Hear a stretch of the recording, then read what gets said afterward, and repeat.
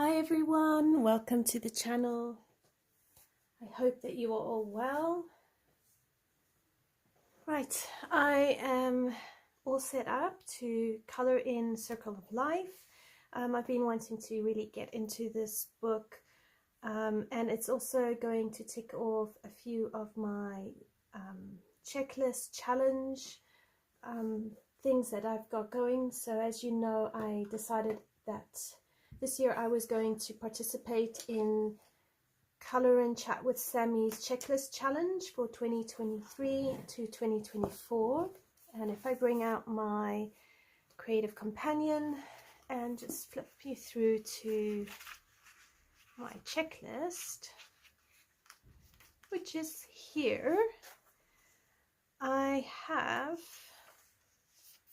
somewhere in here. So one of the challenges is color a page with repeated pattern like a wallpaper, mandala or geometric pattern. And then I was to color a page from the last book I bought at the time of this challenge. And the last book I bought when I started this challenge was Circle of Life. So I need to do that one. So I'm going to work on those sort of two. I don't think there's anything else in here that I'm really going to work on. I don't want to limit myself to a limited color palette or anything like that, because it's a new to me book. I really want to experience it, but I could say it's a page with thicker line art. So there's about three challenges that we can tick off here. So if you are wanting to do this checklist challenge with me, then we can definitely tick off quite a few pages already for this challenge. I suppose you could say it's also a very detailed page. If you do think that it's a detailed page, let me know in the comments, and we can also include this this challenge here as well. But anyway, I'm going to be using a variety of pencils because I want to test the paper. So I'm going to have my planner on one side so I can keep track of my pencils and put them in the description. I also thought it would be a great way to bring out some of the pencils I haven't used in a while. So the page we're doing is this page, which is just repetitive really. So you have from this section to this section is the same. So I'll just show you how I'm going to do the one section, and then I'll show you how we'll do the flower in the middle, and then after the live video we can just go on our own and finish it up. I don't see the point in really wasting time you know, like doing stuff we've already done. I'd rather the next live video do something different so that, you know, it keeps it interesting and fun. All right, so for the green leaves here, I've been using Castle Art pencils, and I must say they've worked really well on this paper. I haven't needed to layer them up a whole lot, and if I check, there is, I think I pressed a bit too hard because on the back here it is a little bit bumpy, so I might have to lighten up the pressure and just do it a little bit slower. I was a bit hasty. And then I tried Castle Arts here on these flowers as well, but I'm not happy with the vibrancy of it. If I'm going to use yellows, I want the yellows to really stand out. So I might swap onto a Prisma set for these flowers. But for now, I've got some Black Widows out. I've got, I might bring in the Hollies as well, or maybe some Macarafine, but I want to try and create a variety here. So the I've got the Cobra set of the Black Widows, and they've got a couple of greys, so we could use that. And I think the color palette I was kind of going for was green, yellows, and then I think it was going to be like bluey grays on the birds, because I did see a couple of pictures online with bluey gray cranes, and then a variety of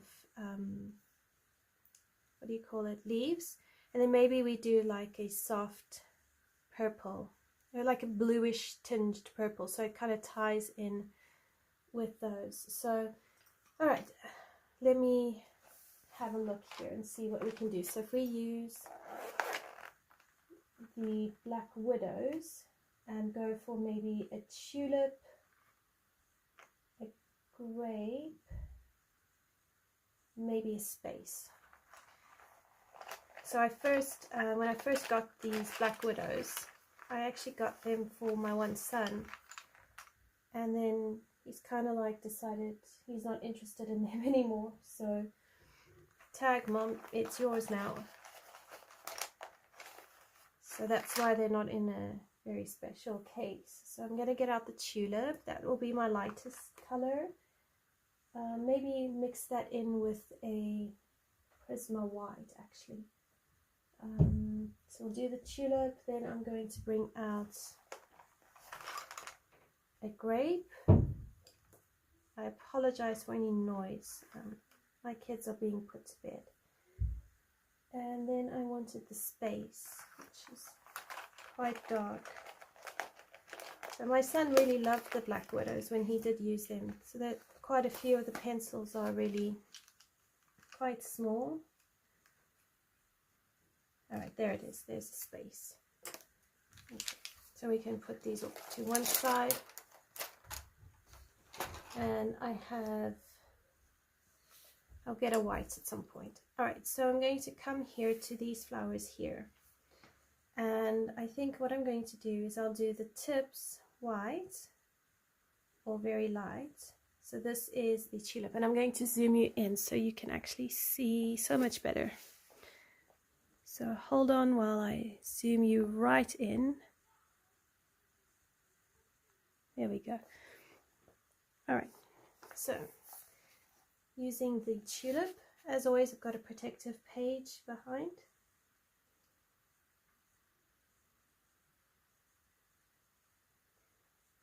And then we can build up these layers. So how are you all doing? Have you had a good start to the week? How was your weekend? We've got snow forecasted for tomorrow and this evening. So it'll be interesting to see how much snow we actually get.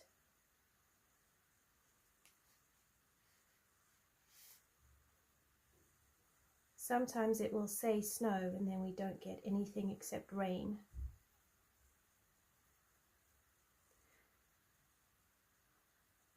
Alright, so I've decided I'm just going to use this as my lightest color.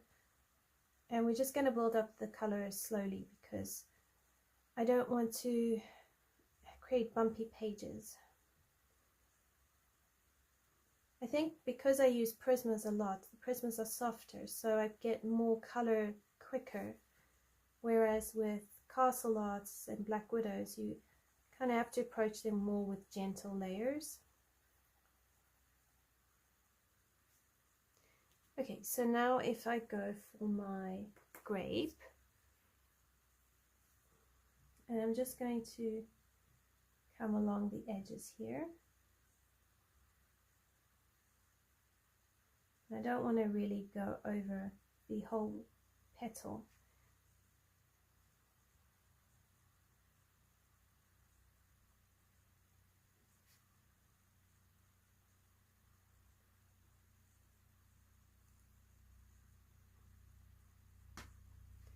So we had quite a busy weekend. I went up to Oxfordshire to see my parents, and then I had two of the boys with rugby games. So my husband took two of the kids and I took one, and we were gone most of Sunday morning. But it was good. I mean, freezing cold, but good. And they both did really well with their games, so that was always exciting to see.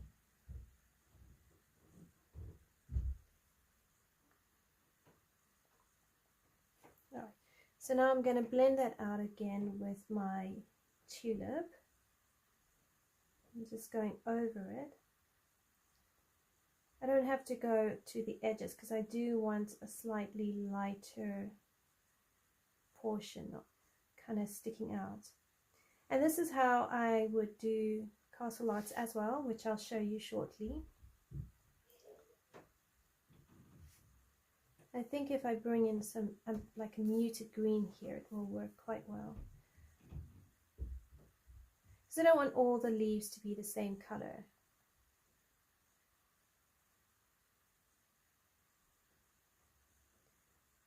But they will all be green, because I've started it with green. Okay, and then now I'm going to bring in my space, which is my darkest purpley color.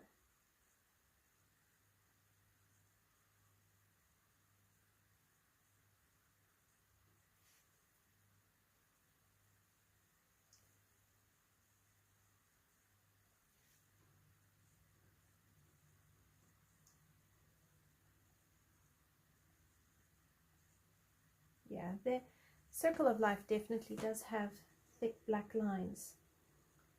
So if you don't like the thick black lines, you could use a white gel pen or just your paint pens and just go over the lines a bit.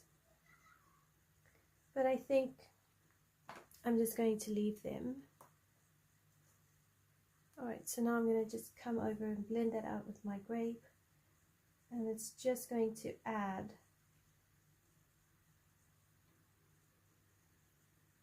to my color, my tones, because I like my colors rich.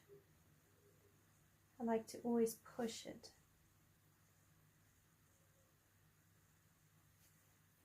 And then go over that with my tulip.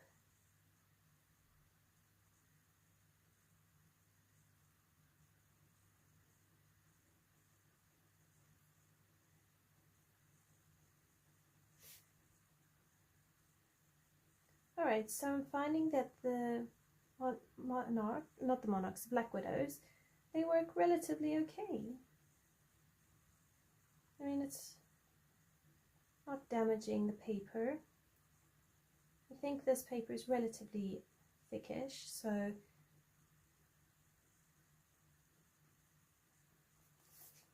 okay.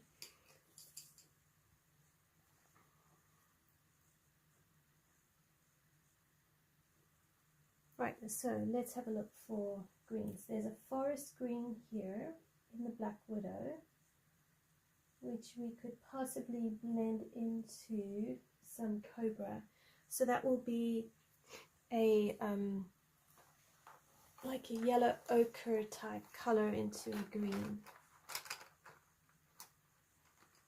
So there's my Cobra, and then I want my forest.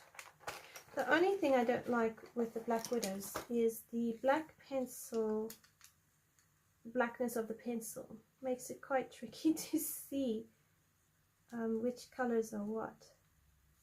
So you really do need to rely on the writing.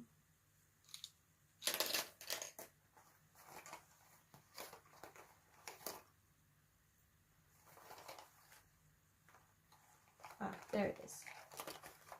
I mean, if you look at this one, this is forest, and it doesn't even look green, it looks grey or black.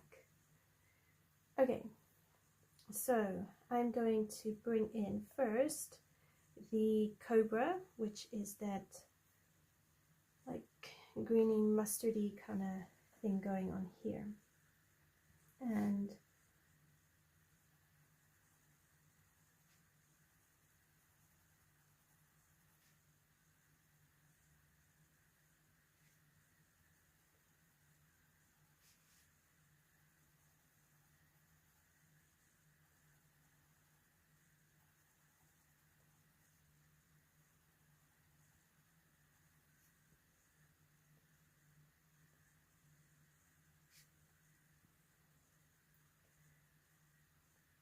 now, honestly, at this point, I am not feeling confident about this color scheme, but anyway, we've started it, so let's carry on.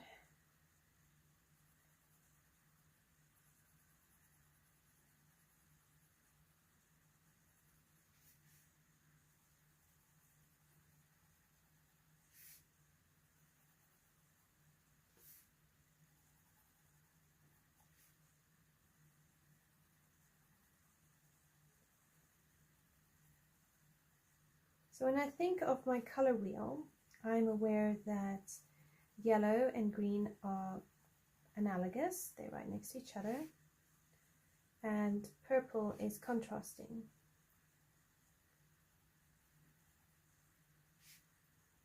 And then blue and green are analogous as well. So in theory, the colors should work.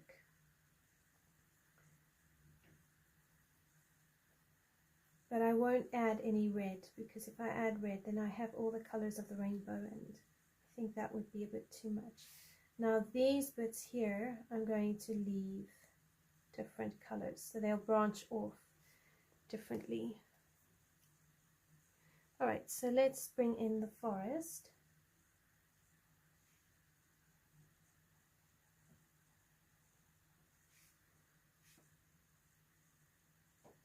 Which you can do really lightly over it and then deepen it up.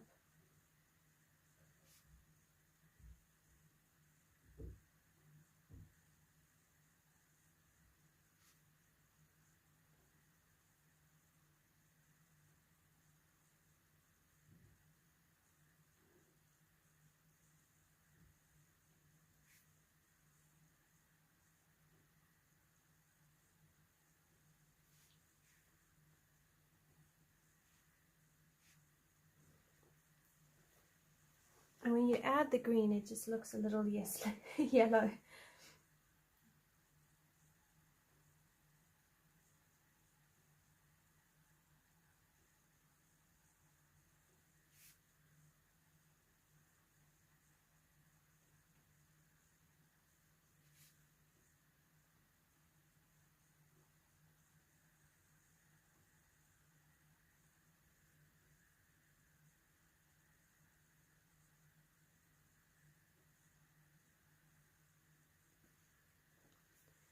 And then if we just leave some of the yellow as a highlight, it really helps. We just deepen it where you want it to have a shadow and then lighten it up. And that's how you can create your gradient.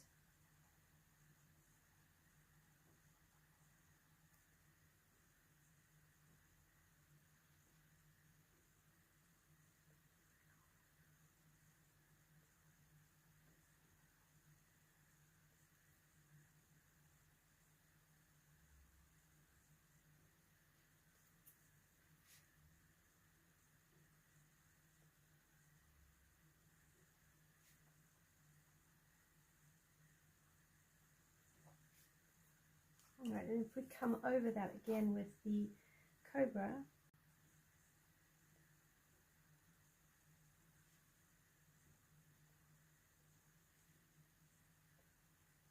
so I find that the cobras are actually blending really well together. And on this paper, I think because it's quite small spaces as well, it really does help.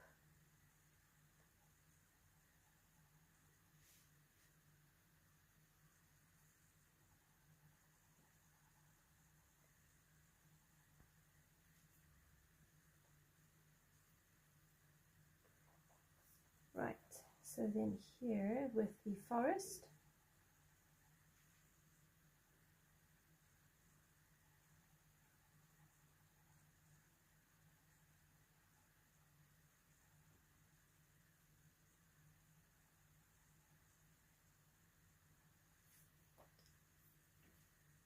now technically you could bring in a castle art, so this is lemon yellow light, and you could even try blend black widows with the castle arts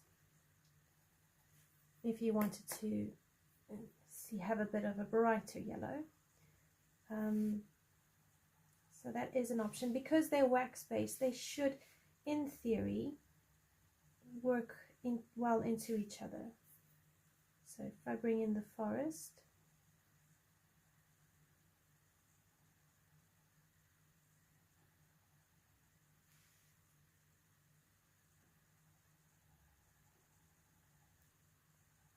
and I'm also trying to vary my leaves a little bit so that they don't look too much the same.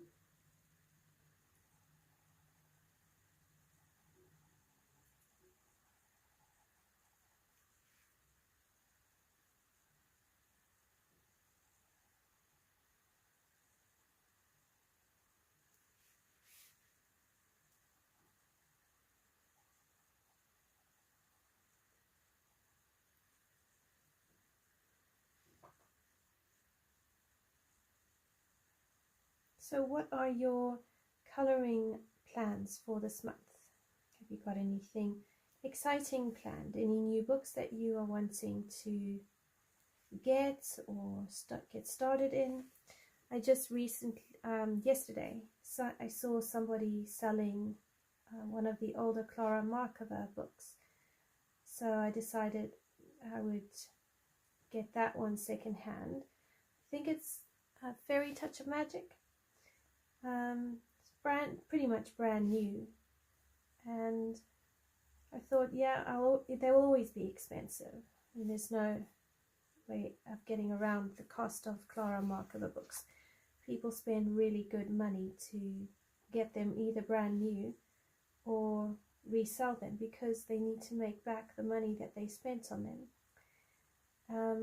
So I find, you know, if I'm patient enough, I actually can pick up Clara Markova books secondhand, and they probably cost a bit cheaper than buying the book brand new.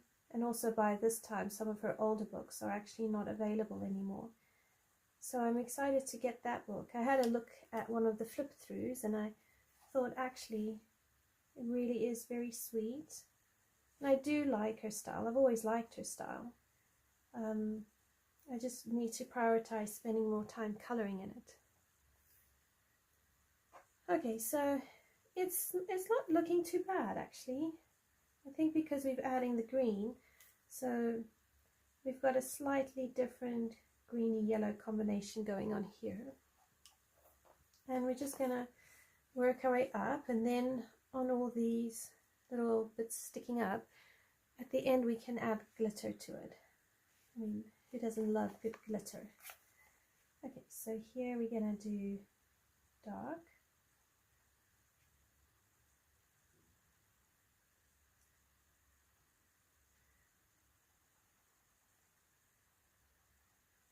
So, do you color a lot of mandalas? Is it mandala or mandala?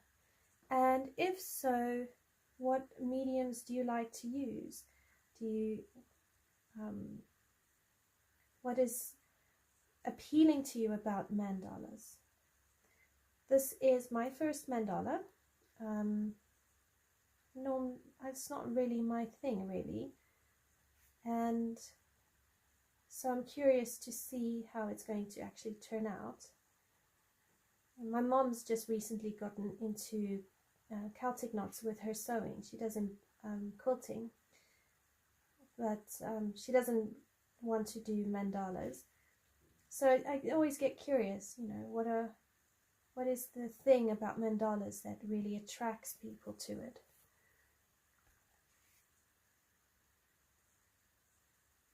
I mean, I've read up a little bit about it and, you know, the background, because as far as I know, mandalas are quite were linked. I don't think they are linked anymore commercially, but they were linked to Eastern religions as a form of meditation and kind of getting to be one with, I think it's like, stand correction, but I think it might be connected to Hinduism or that type of religion. Anyway, so I did a little bit of looking into it just to better understand it, and find it very, very interesting actually, all the different components. And there's a specific type of pattern that is connected with some of these monks, and each pattern has a specific reason and all of that. So it's very, very interesting from like a historical perspective. Okay, so that's how we're going to do those leaves and those flowers. So now I'm going to get out my castle arts, and we're going to have a look at these cranes. So I'm thinking we'll give them a bit of grey. So I'm thinking a Payne's grey, because that's quite, it tends to have a bluish tinge to it. And maybe we can use some Terra Verde. I'm going to make it up a little bit, and then I'll bring in some cobalt turquoise for like blue undertones. And we can see how this goes.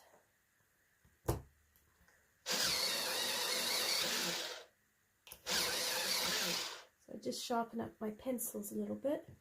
All right, so I want to really bring in some blues here.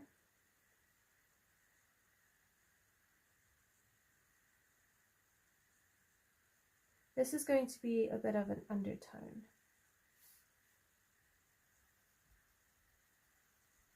So I think I'm going to just be a bit random with where I put the blue. I might bring in some darker blues as well.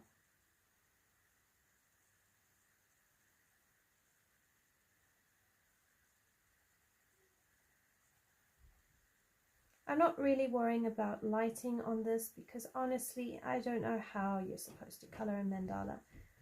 I don't know if it's supposed to have specific light source, or I'm just kind of just coloring it. All right, now I'm going to bring in my Terra Verde.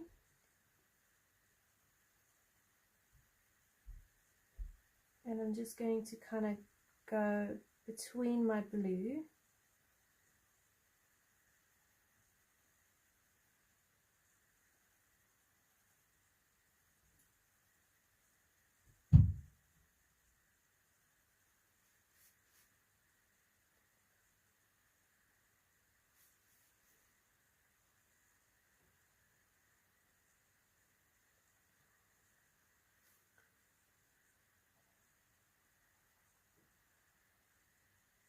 And hopefully this is going to work out. So these are the castle arts, and all I'm really trying to do is just go in soft layers, build it up.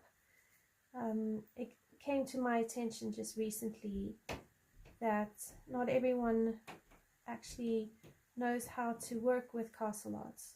So I thought it would be nice to actually do something with them and kind of give you an idea, if you don't know how to use castle arts, how you can work with them and get them to create really beautiful pictures.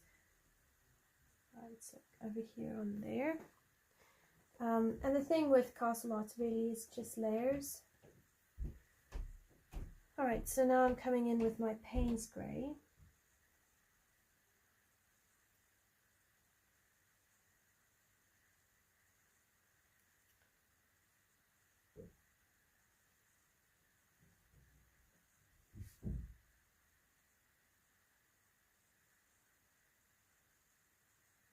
And I'm just, you know, layering it up.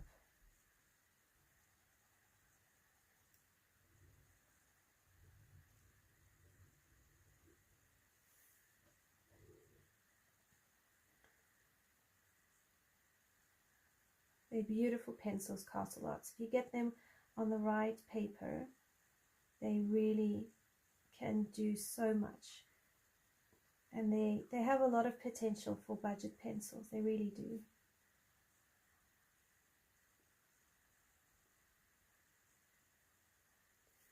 Okay, so now I want to bring in a bit of a darker blue. So I'm going to bring in a Delft blue. And I'm just lightly going to deepen this up.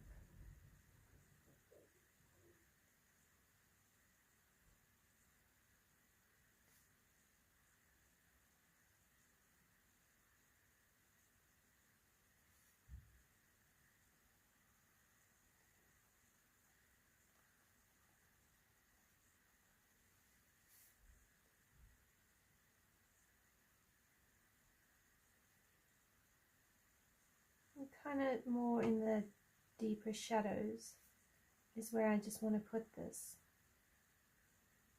because I want it to have blue tinge to it, but I still want to keep it grey.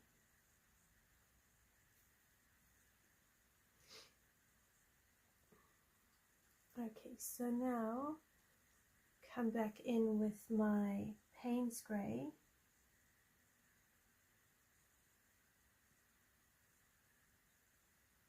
and just in light circles. And where I want highlights is where I'm not going to actually do too much, and I'm going to let the white of the paper help me out here.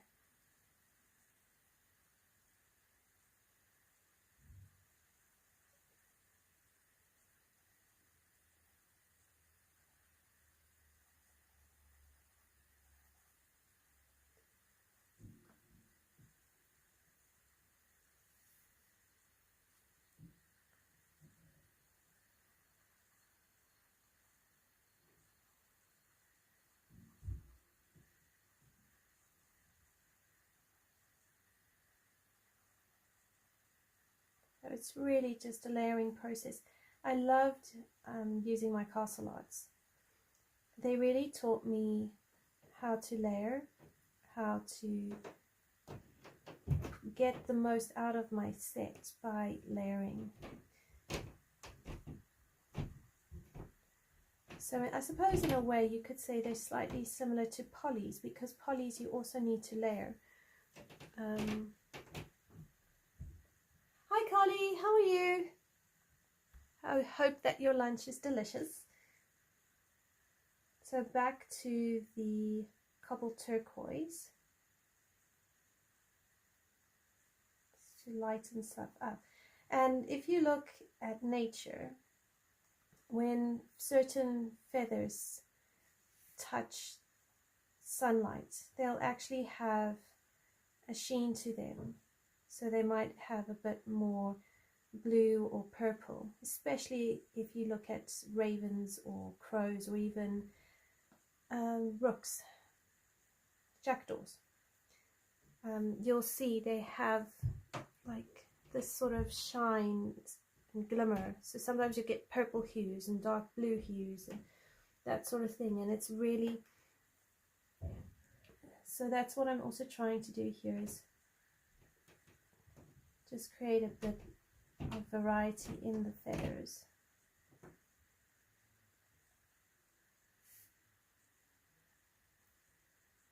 I'm not expecting a lot out of this page because it's the first time I'm coloring a mandala and coloring in Circle of Life, so I have to get my head around everything, but I don't mind because, you know, it's a learning experience. I'm glad you're well, Cully. Alright, so now I'm going to use the Castle Art White and just try and soften this up. And this is also where you can blend with your Castle Art White pencil. It doesn't get it as milky as if you used a Prisma white.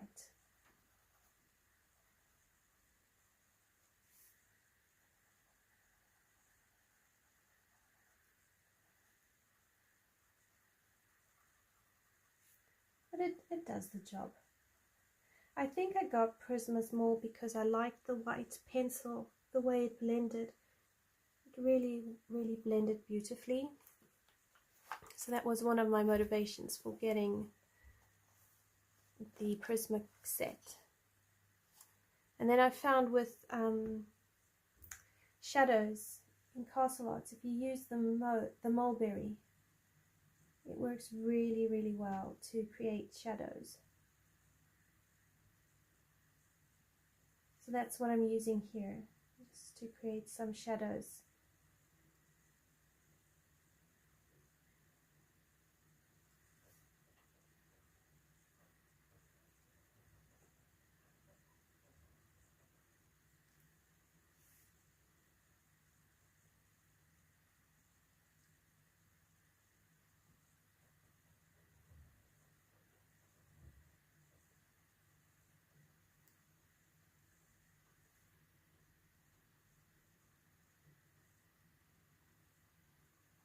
And then on the beak we can always add a bit of white gel pen. Oh, that's good to know, thanks. Glad to know that you like Prismas in this book. Prismas are probably still up there as my top favorite pencil. I think they are really, really good. But I also want to force myself to not rely too heavily on my Prismas. so that at least I'm exploring different options and keeping things interesting. So if I bring in some Cobra, just down here I noticed a few little leaf things here are missing. And then the forest. Although to be honest, I think when I've used up my budget set pencils, I'm not convinced I'm going to necessarily buy another budget set, because I find like the Prismas and the Polys, they work really well. And I've seen people comment on Facebook and those sort of places, like, you know, if you get what you pay for, and the Prismas and the Polys, or even the Holbeins or the Luminance, all really, really good pencils. So if you can afford those, then you know you don't need to worry about budgets and all sorts of stuff. Oh yes, I've seen a lot of people are quite interested in color pencils, and the other one doing its round is the Artex. I've toyed with getting color, but I'm just not sure, because I've heard people say that the black barreled pencils, so like the Castle Arts, and then you get I think Sucolor in the black barrel, Color in the black barrel, Shuttle Arts, there's a whole lot of them, and apparently they're the exact same pencil, just rebranded. So I don't know, that's part of why I stall and I don't just go and buy all these pencils, because I think it would be lovely to have all these pencils, and then I'm just sort of looking at it and thinking, well, if they're all the same, what's the point of just spending my money? So then I just decide not to. Okay, so I want a different green for here, but we've got these two cranes, so we can do those the same colors.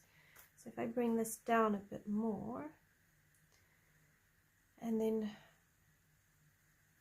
do a base coat in the cobbled turquoise, the Castle Art cobbled turquoise. Yeah, tell me about it. It's so confusing. I mean, it's like the other day we went for a walk. Hubby and I went for a walk into town, and we passed a Citroen dealership, and we've been looking at getting one of the Citroen cars second hand. We want to get a 7-seater, and then we were talking to one of the salespeople, and what we didn't know is apparently Citroen, Peugeot and Vauxhall all come out of the same manufacturing company, and their parts are just rebranded. And that was interesting because I didn't know that. I knew that, I want to get it right, Volkswagen, Audi and Mercedes, their parts all come out of the same manufacturer and then get rebranded. So I'm not like surprised to find out that pencils have something similar going on. But then you know, I just think like, why do we have to do that? Why can't we just have beautiful sets of pencils? So I do find it a bit confusing. The commercialism of it all is not really fun. Alright, so this is the Terra Verde. I'm trying to follow a similar principle to what I was doing.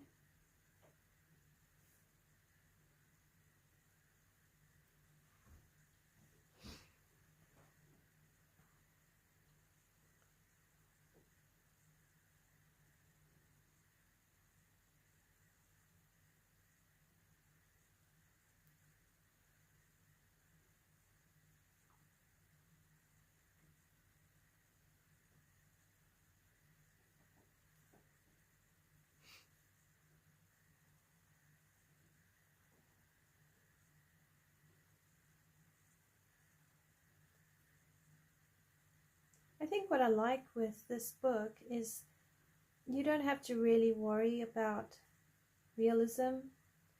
So you can color it any color you want. And there's an element of it where this is actually really relaxing.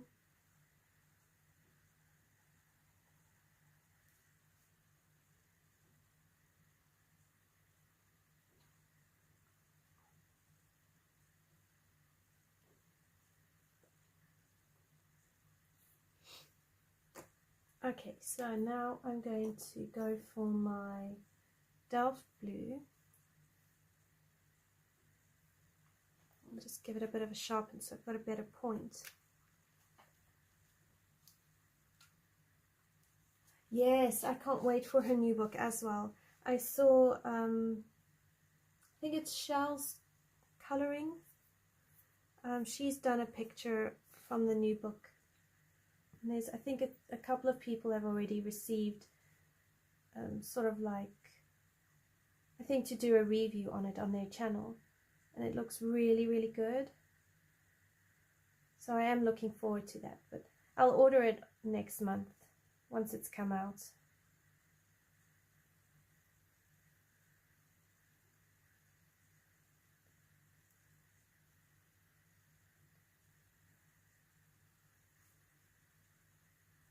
And I've also seen a flip through of Kirby Rosanna's new book, Alien World. And I must say, actually, that didn't look too bad. I mean, some of it is a little bit, I just didn't find it as creepy in some places as I did the Mythical World one. And there are times where I'm still tempted to get the Mythic World because there are pages in there that are really beautiful. And I think coloured in could look spectacular. But Alien World, I thought that had a lot more to the imagination. So you could really, one could really do a lot there.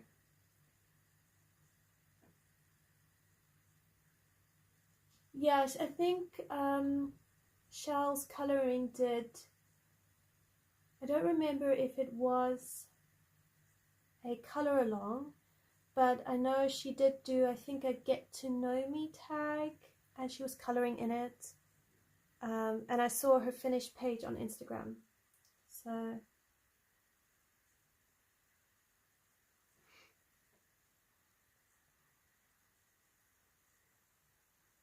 I showed my my boys the Alien World book, and as predicted, they were, "Oh, that's so cool, Mom, that's brilliant." So if nothing else, I might get one copy and then they can have a play in it as well. But it does lend itself to a lot more play with metals, and you could do a lot of galaxy scenes and then play with different galaxy backgrounds. So I quite like that. I mean, some of the aliens have like these sharp teeth and or one eyes, and they do look a bit fierce, but then at the same time they don't look fierce because you know, how many sci-fi movies are there where that is the style of aliens that, you know, the people encounter. So all right, this is mulberry, so I think it just had a bit more context.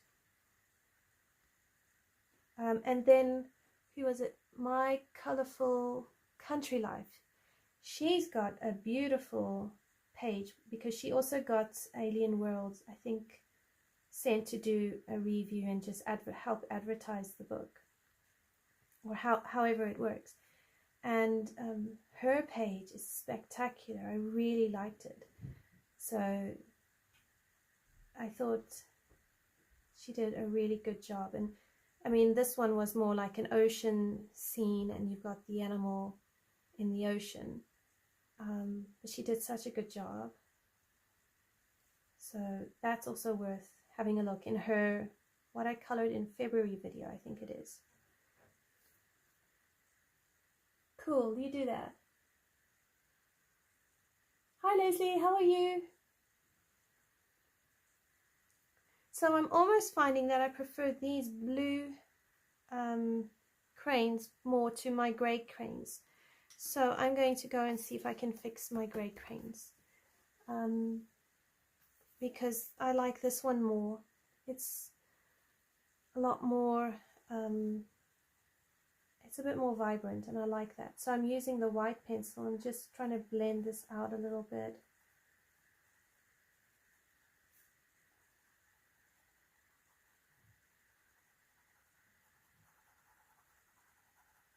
And then I'll come back in with a bit more of my cobalt turquoise. Yeah, I definitely like this blue more than I like the grey. So I'm going to stick to this blue crane more than the grey blue crane.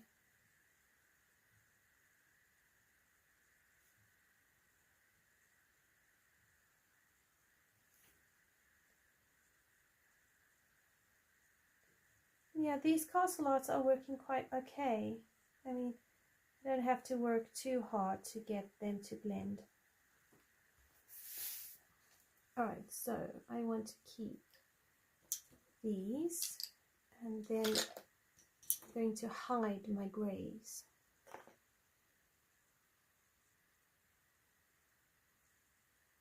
Yeah, I'm doing well, thank you, Leslie. Bit cold because we're expecting snow soon, but yeah, other than that, really good. Busy weekend, but I mean, that's just how it goes. Okay, so now I need to think of a different green palette here. So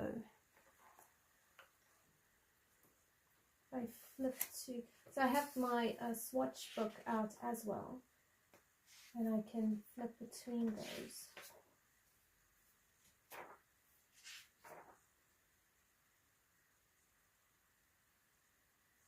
I think I'm going to get my Arteza pencils, and I'm going to use some of the greens in the Arteza because I think that would work really nice.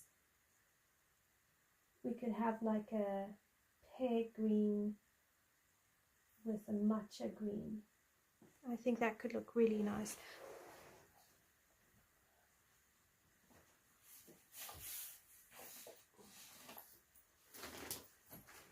The other option is my Marco Raffine pencils, which they also have a very interesting range of colors. But I struggle with the Marco Raffine. I find they don't always have vibrant colors, or they make you work really hard. Has anyone tried Inktense in Circle of Life? And if so, how did you find them?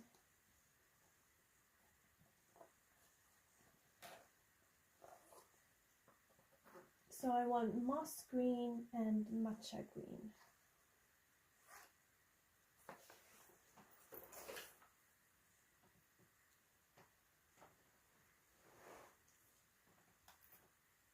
Oh, awesome. I'm so glad that they've worked well. I might do that on a different page, is use, you know, do a whole thing dedicated to Inktense pencils and just do one with Inktense. Okay, so I'm just sharpening my pencils quickly. Okay, so I've got matcha green and moss green.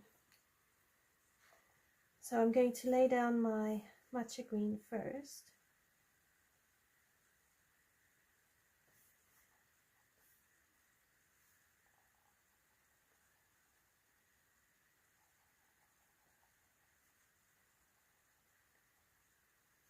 And we'll do a few of them.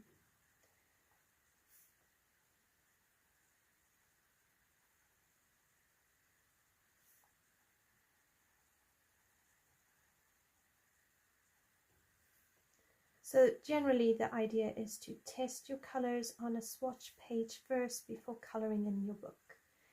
And then you have me who just comes in and just colors. Let me lift you up a bit so you can see. Okay, and then I've got my moss green. So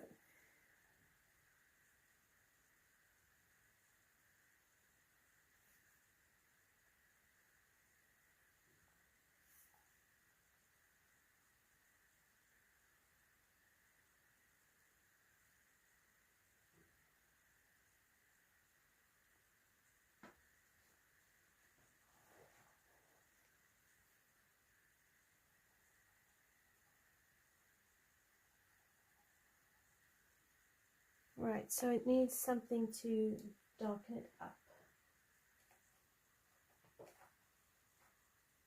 So we can use an indigo, which is a purpley color. So indigo works really well as a shadow color. And you just layer it down and then go over it, and it will deepen your shadows.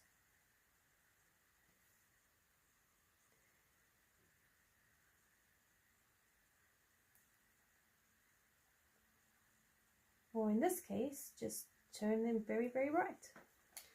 Let's see if we layer over it. Yeah. So if you just layer over it, it knocks it back down again. But then at least you've got something vibrant. So I'm finding the Artisas aren't too bad either, but Artisas are a bit of a harder pencil than the Castle Arts. So let's see.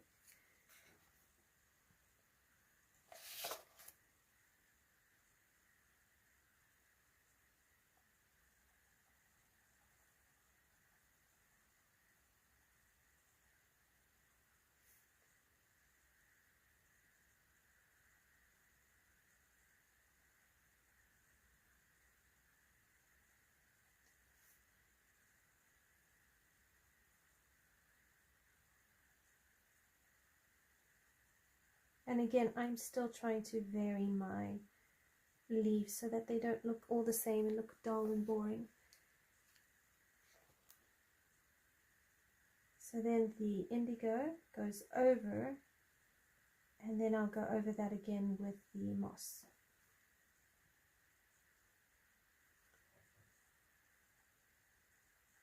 And if you use the same thing with Inktense, you'll also get these vibrant green colors.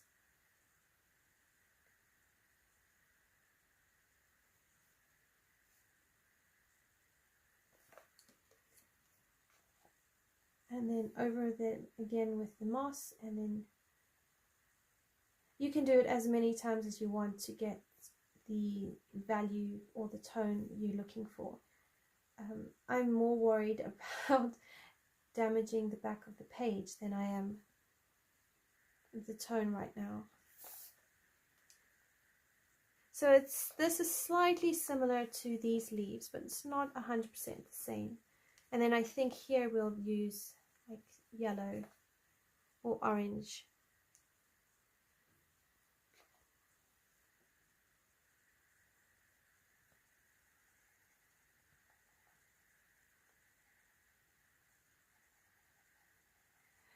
Do you find that you often revert to a similar color for certain things? So like I generally end up treating leaves green, and no matter how much I tell myself to try make blue leaves or different color leaves, I tend to just divert to blue.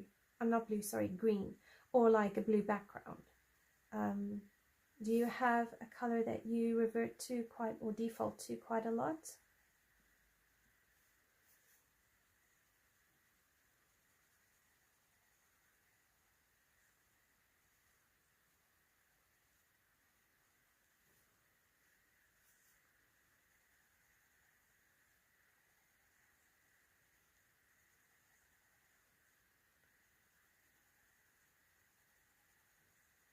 Oh, I'm out of focus here. Let me move that in so you can see. My apologies.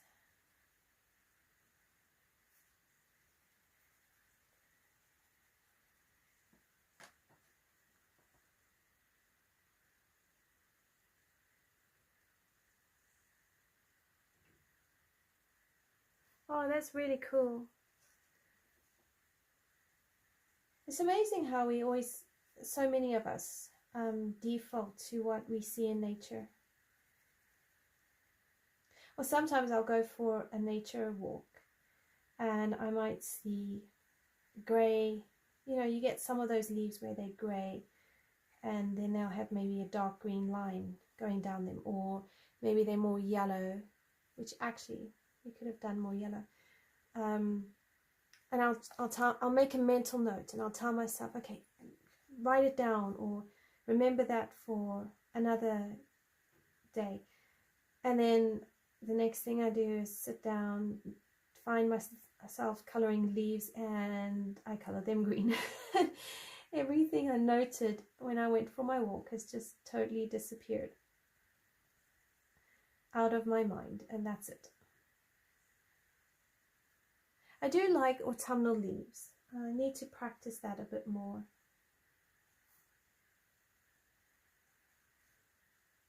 I like seeing how people will take purples and yellows and all the different reds and oranges and just create the most spectacular autumn leaves.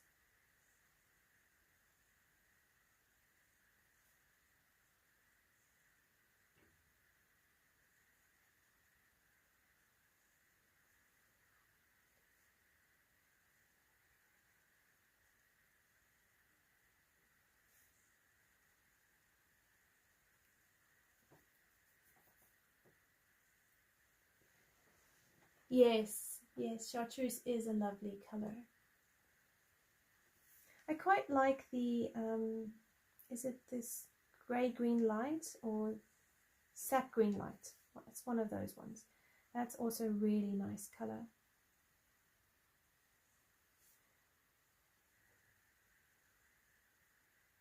Do you find yourself going more muted greens or brighter greens?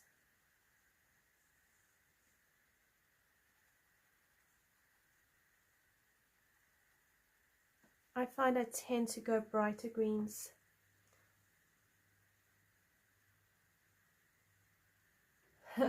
I hear you, Carly. Sometimes it does work to just try and be creative. I suppose that's the fun part of colouring, is you get to try different things and see if they work, and if not, it's not a big deal. It was the experience that matters the most.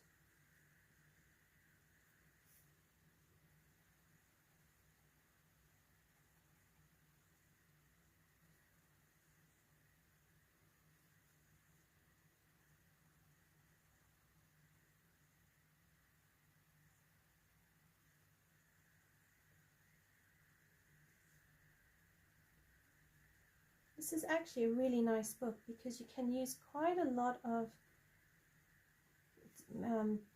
mediums on it, and it works.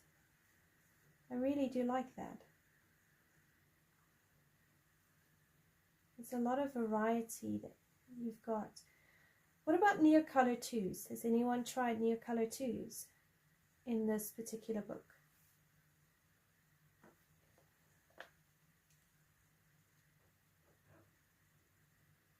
Oh, fair enough, Leslie.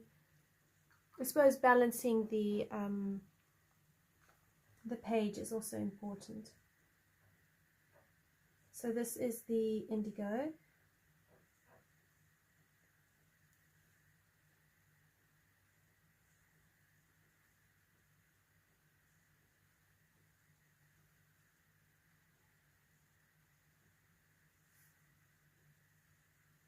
Now you can use grey, you can use purple, or you can use blue, and either of them will work to deepen your shadows up.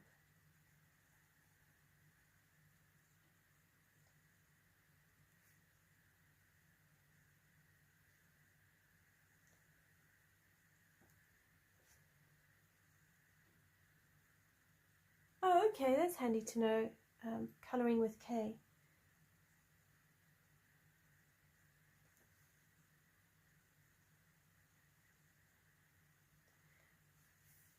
I want to practice a bit more with watercolor pencils and Neocolor 2s and actually get a bit more experience with them, because I think they're a really good medium.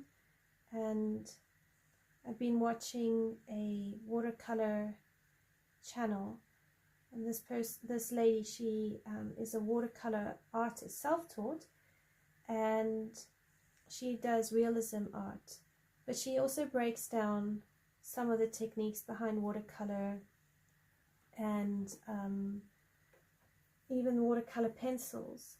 And what I noticed, what she does is she actually will have a piece of paper nearby, and she will go and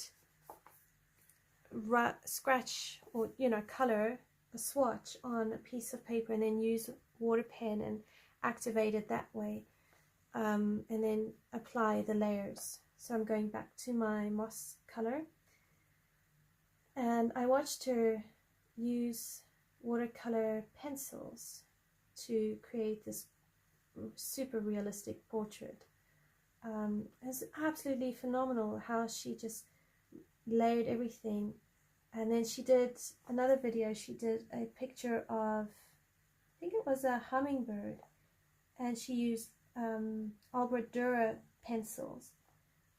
And again, really, really amazing how she colored and what she did, and just sitting learning from her and seeing, okay, well, what am I doing that I need to improve on, and what are some of the techniques that I need to try and or maybe not do, and just get a bit more experience with it. So I'm thinking also of getting some what do they call it, hot pressed watercolor paper, because apparently that is the paper you need for watercolor pencils and watercolor paints. So I thought maybe I need to get some of that as well, so I can really practice instead of just going, oh, I don't like watercolor paints, and being intimidated by it, and actually just rise to the challenge, take it head on.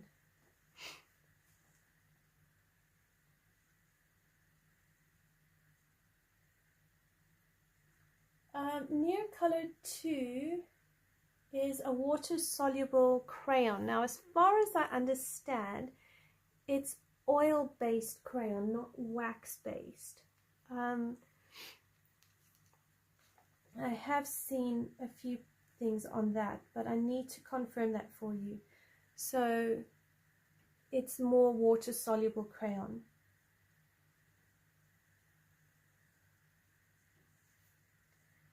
And they're really, really good. You can be quite heavy with them, and they actually go quite far. So they cost a small fortune. I've only got a small set. But I mean, if you scratch them onto a palette and build up your layers that way, it actually, you can still mix colors, and you can get quite a good variety of color if you do it that way. So I like using them for backgrounds, but I find I forget to mix my colors. So at the moment in my Tales from the Forest Kingdom book, my troll page, the background is far too bright for what I want it to be, and I need to sit and fix it, but I need to layer other colors on top of it now to just work it down a bit and blend it better. Oh, that was the other thing I saw her doing, this particular person. She will dry the page completely before adding another layer of watercolor pencil or paint to it.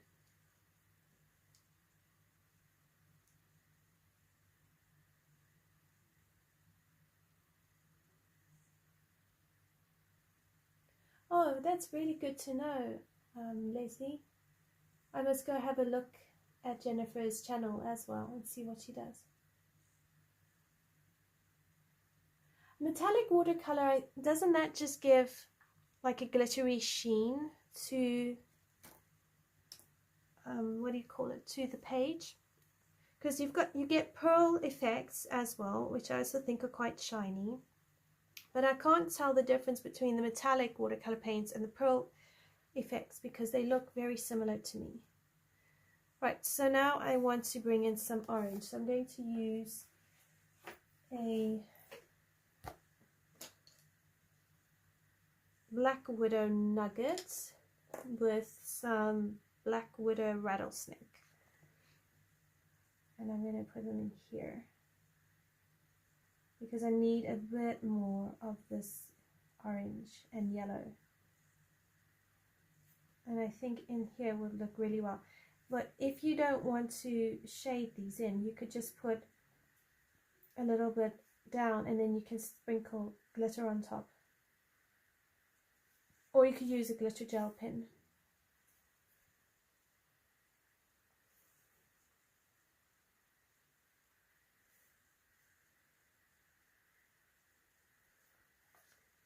and then the Black Widow rattlesnake.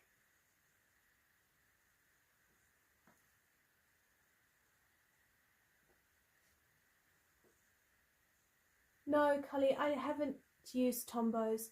I'd love to use Tombow water-based markers, because I've been watching like Shell's coloring.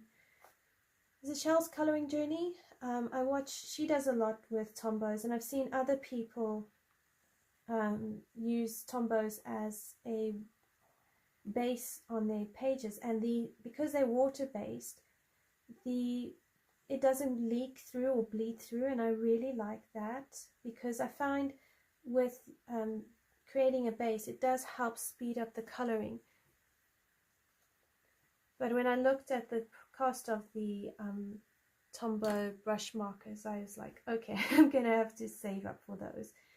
So that's what I'll do.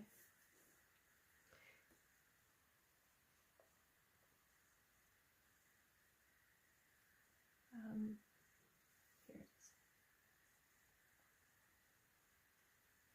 Okay, so that's what I'm going to do for there.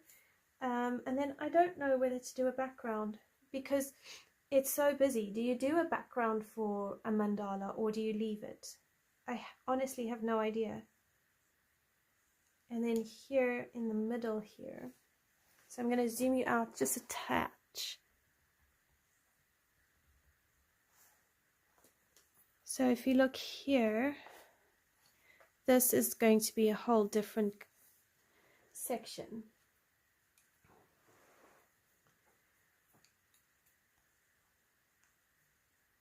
And then I think that should probably be purple, because it's very similar in style to the purple little flowers there.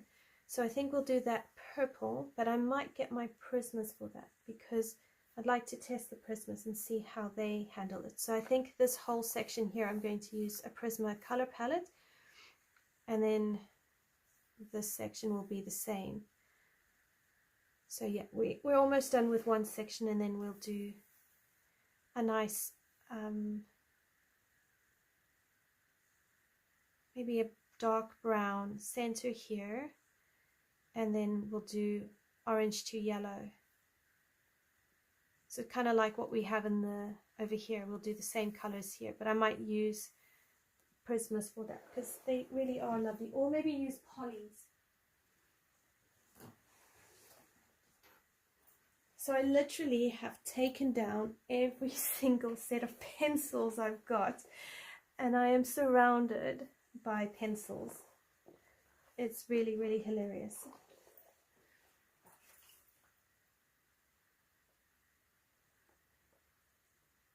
Oh, cool. Thanks, Leslie. I do appreciate the feedback.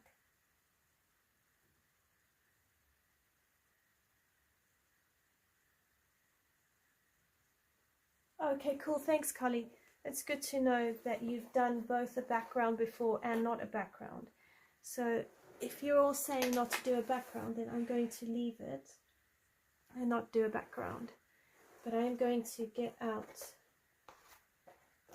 the beautiful purple. So I'm going to use the lilac, the Parma violets, and then I'm going to go into a violet.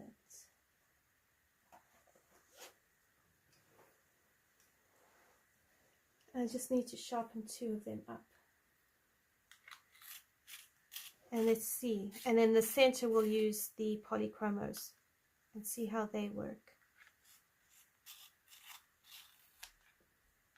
I remember when I first started coloring, I did not understand why people would mix their brands of pencils.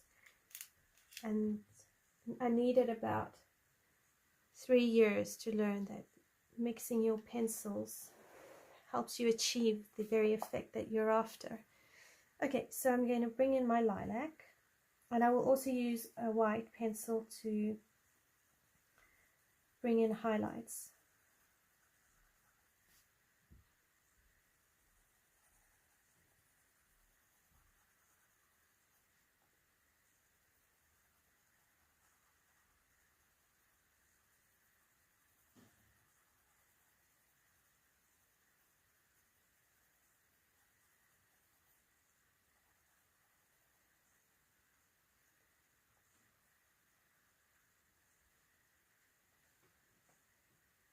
offhand, okay, wait, hang on. 1, 2, 3, 4, 5, 6,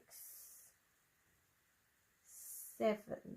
So around me, I've got, oh no, I've got 8, because I've also got the Derwent Artists. 8, wait, hang on, I've got Derwent soft pencils, soft pastels, but they're almost completely broken, so that's 9. I've got the chalk. I've probably got close to 12. Oh my gosh. Some of them I don't use. So there's quite a few of the Derwent ones I don't use. Like I've got Derwent charcoal pencils. I don't use them much. Mainly because I find them really messy and I don't like mess. I'm getting better at it, but it is stressful to really work with and get my hands covered in dirt. So that's mainly why I don't do the soft pastels very well, and I don't do the chalk. And then I've got the graphitins, which I think I just need to work with it more. But I've only got a small set, I think a set of 12. And their colors are quite dark.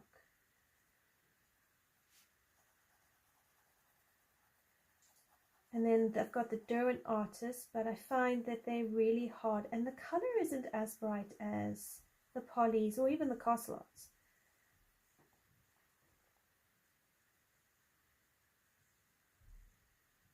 Yeah, they are being discontinued. They're replacing it with, I think it's an orchid color and amethyst, if I remember rightly.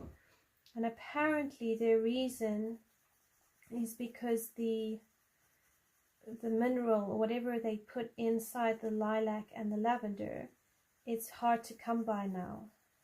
So they've had to try and find different a different base, I suppose, or different chemical to use. So it is a pity. Although I don't use the color too much. But if you know of a store that sells the open stock, you can always get a stock up a bit, especially if they're your favorite pencil.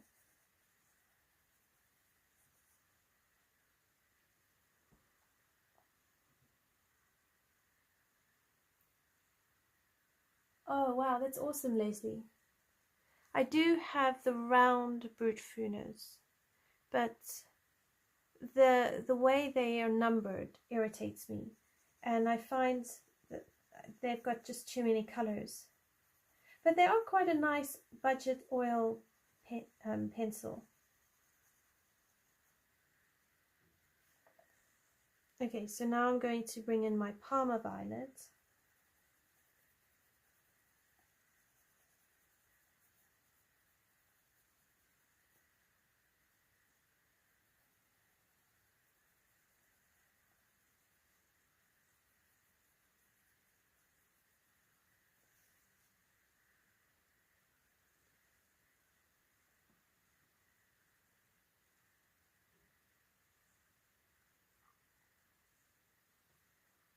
I've not heard of the mark art.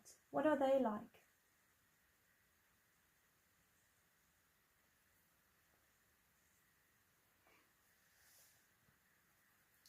I suppose if you see the brute funa squares on a good special, I mean, you know, then it's could be worthwhile getting and testing it.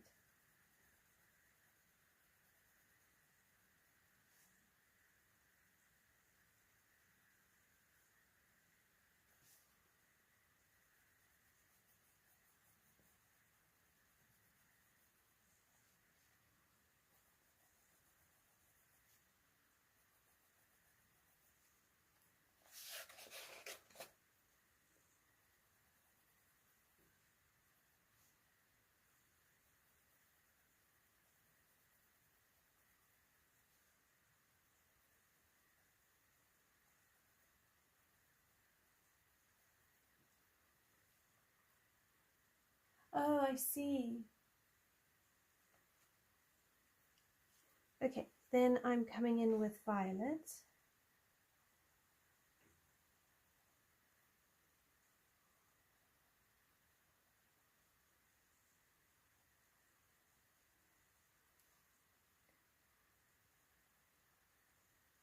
These work really nicely. The prismas on this paper are really nice. They're actually easy to color with.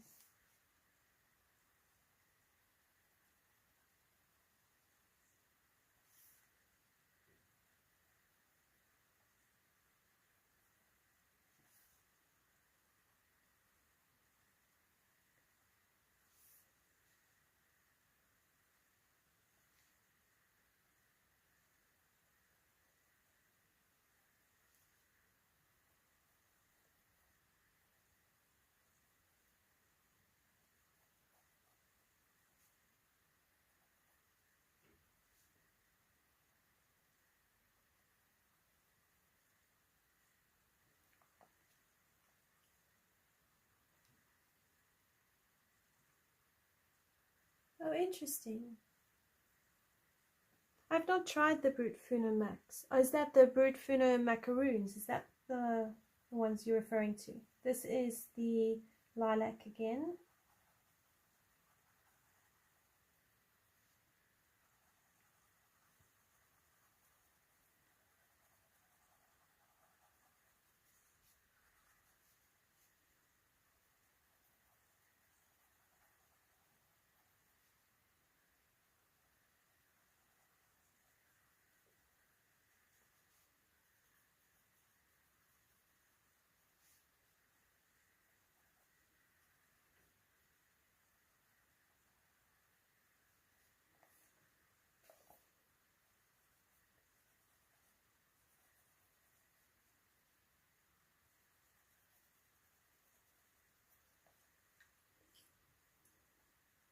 Ah, perfect.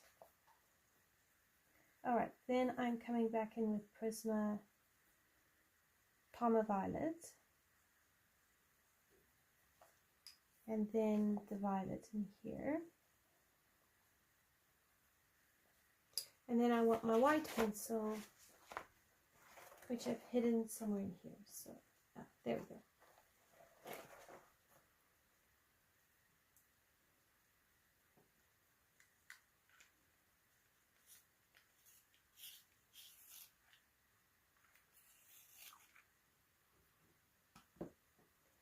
Okay, so then I'm just going to blend this out.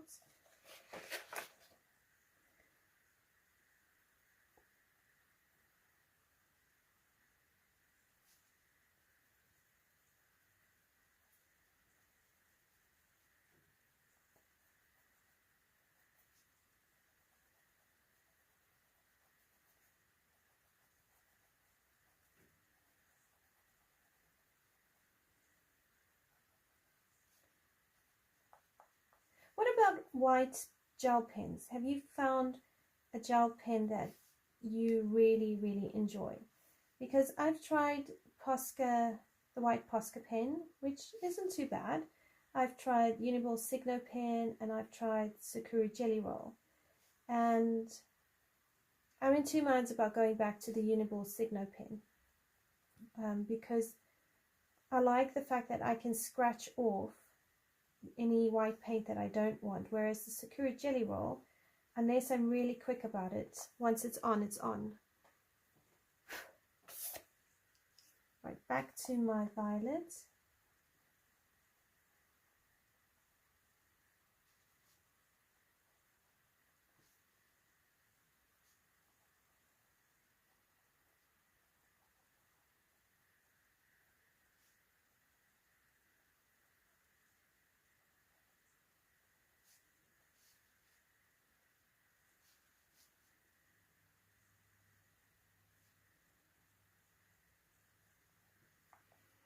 Okay, so I think I'm going to leave it looking like that. And now I'm going to do the leaves here. So I think the leaves there, I'm going to also use Prismas.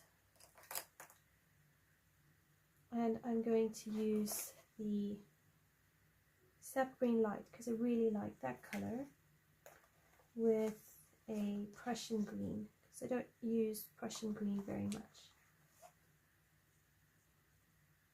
Marine Green is another one that I really like.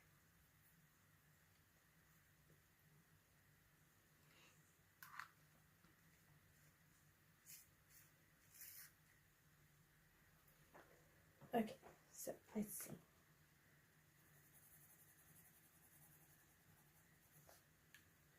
Sap green light and then Prussian green.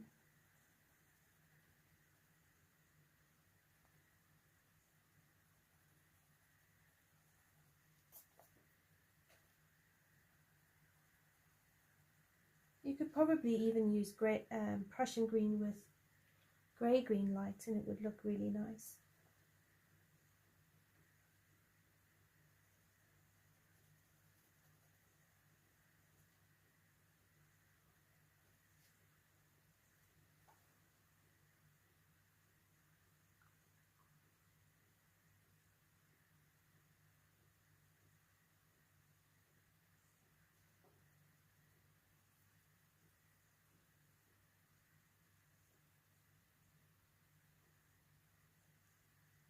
It's interesting, Leslie.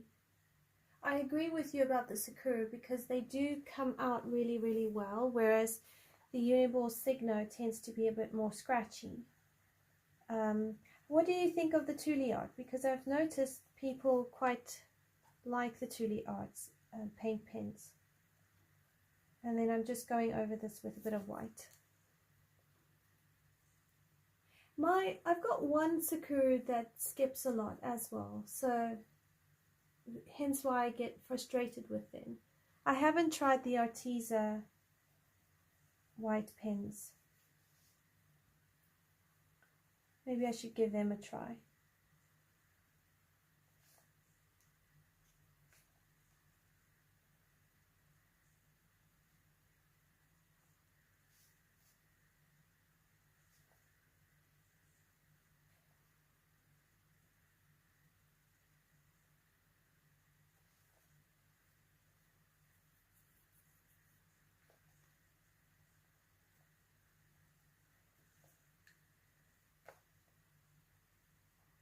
It's like blending pencils. I quite like the Derwents, but I haven't tried the Prisma blending pencil either. And I also have found blending with a alcohol blender that can be quite effective as well, as long as you don't have an image on the other side. And then I have tried blending with what do you call it? I'm going blank. Mineral spirits, which is also a great way. So maybe I need to do like buy a whole variety of white pens and then test them and see which ones work.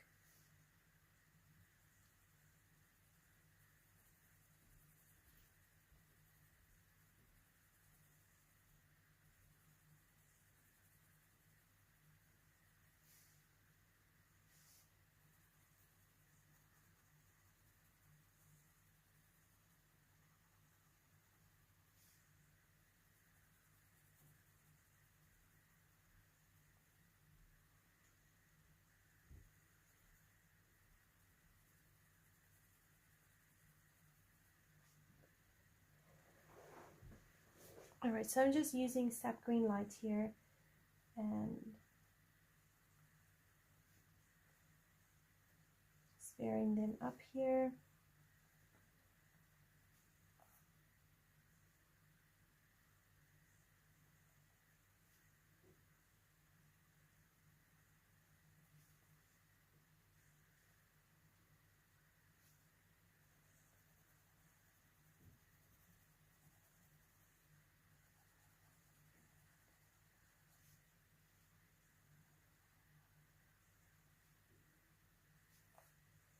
Quite a lot of nooks and crannies in here, my goodness me.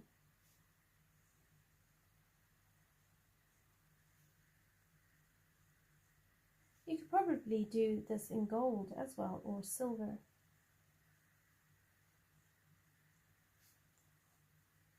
That would look really nice.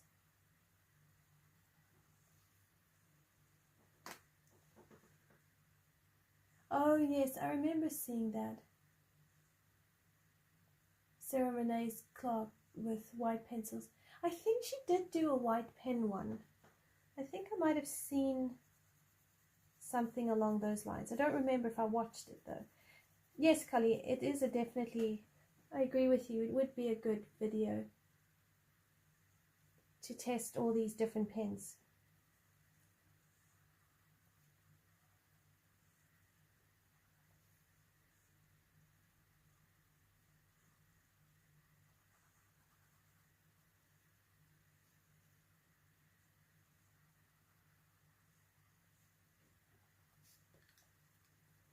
So then the Prussian, so I'm just alternating between my two greens here, because I realize I'm actually not telling you what colors I'm using.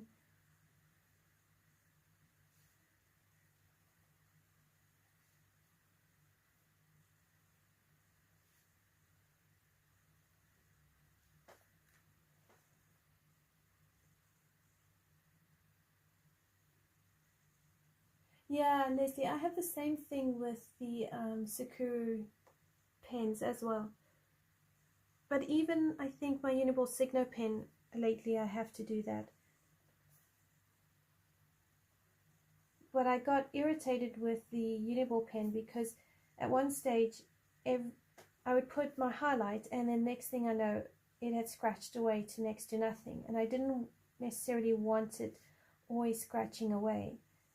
I wanted to have some white, but I do like that I could scratch away any excess if I didn't want it. And I got the Uniball Signo pen because at the time when I started coloring, Chris Cheng uses it. So I thought, oh well, you know, that's a good starting point. So I went with that. It might be actually worthwhile doing a test.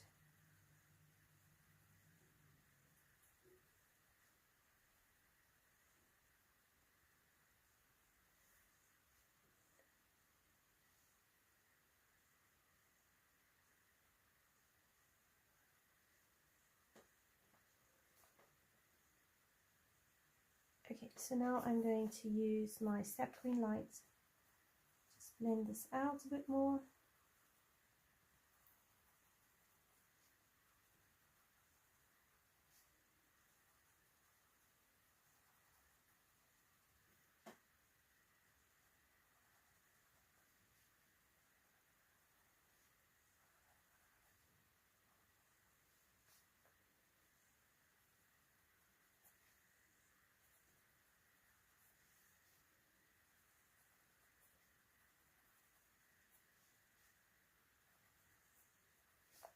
And then white pencil. I do like using a white pencil.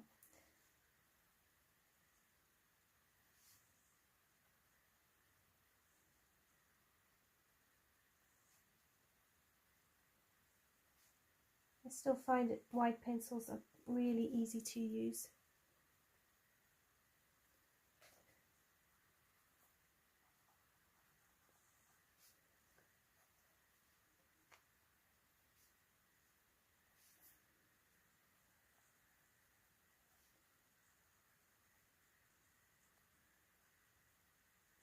Do you find that you go through phases in coloring? Sometimes you favor a certain style or a certain pencil above all others, and then you exhaust it up to a point and then you move on to something else.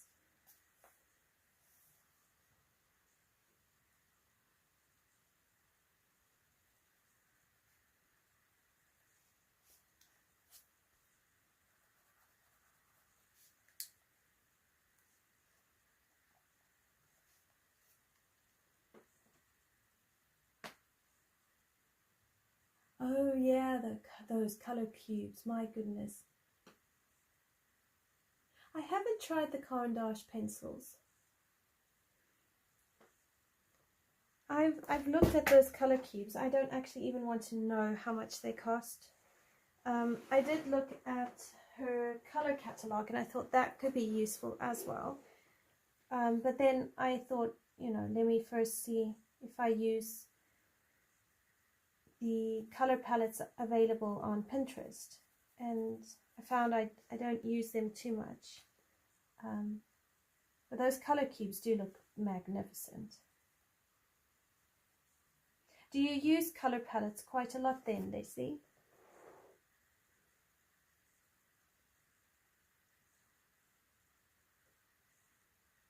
I don't like Lyra pencils much. I tried, a friend of mine lent me her Lyra skin tone pencils, and she likes the harder pencils, but I found I didn't like them very much.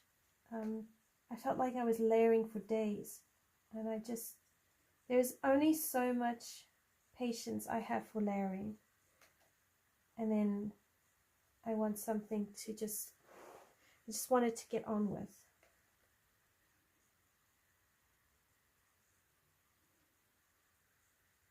I don't know what this is.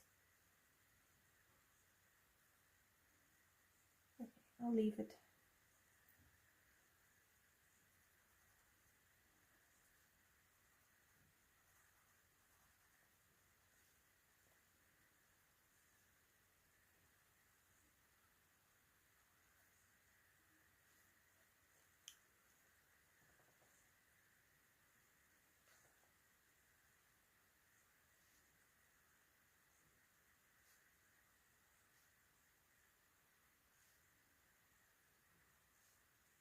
It must have been such a big job for Sarah Renee Clark, to actually organize those color cubes and plan them all out. I mean, my goodness, she did a great job with that. And even the marketing for it, it's really phenomenal.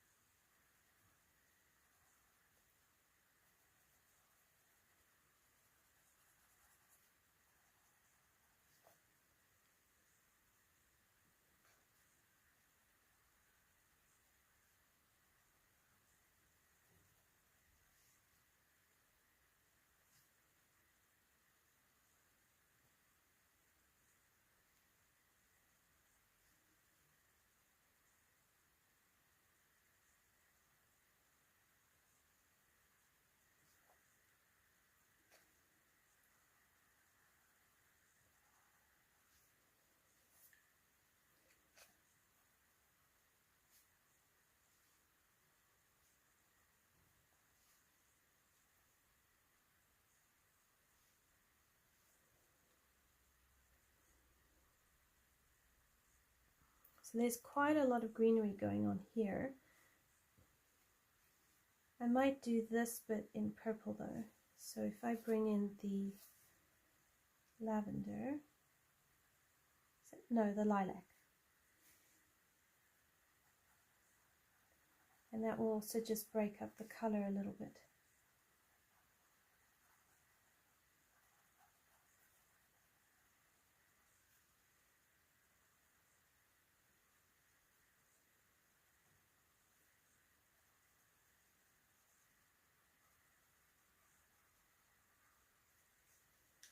And then the Parma violet. So I think this is the bulk of the pencils I'm going to be using, except for the center bit, which I will use the polys for.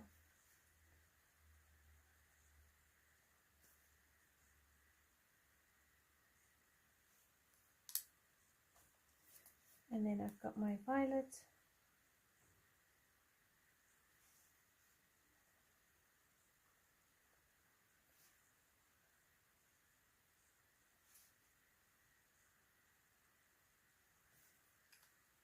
And then I'll go back to my white pencil.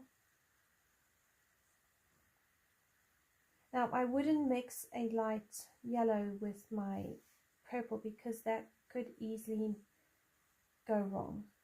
So I'd rather use white. But I'm hoping if I balance it down and then just have purple, blue, green and yellow, it should be more than enough for this to work. So Prussian green here and here.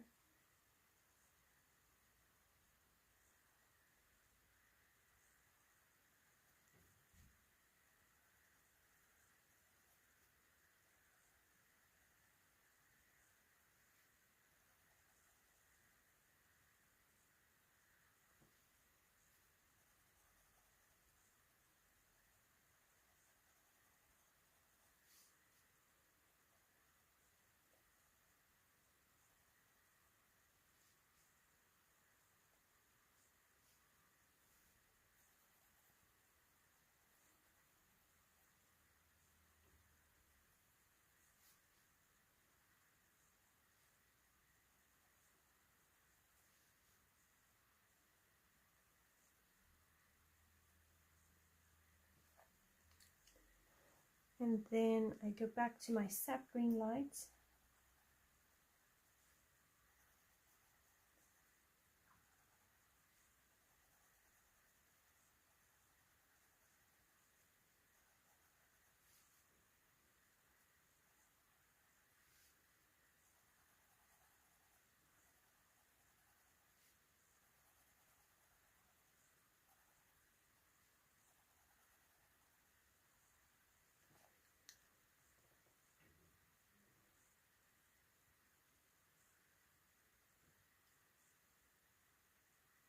I do have Rita Berman's Europa. Such a lovely book. I like colouring in it. I've also got her Asia book. I haven't done anything in the Asia book.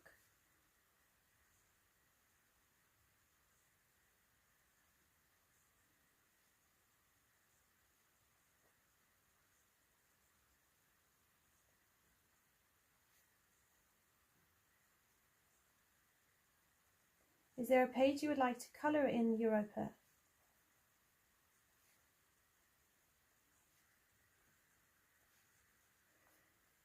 Okay, so that's that part. And then if I come back to the Black Widows and I use the rattlesnake here,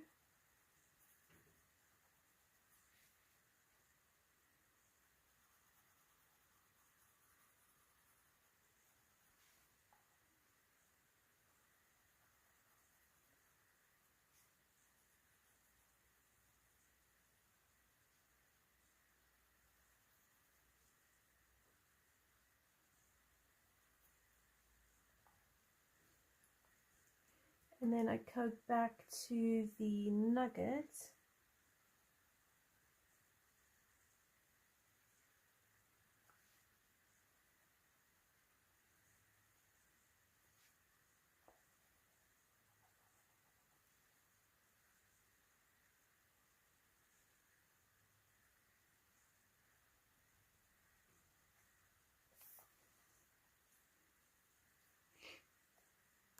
and then I think over here I would probably use a gel pen and make it, I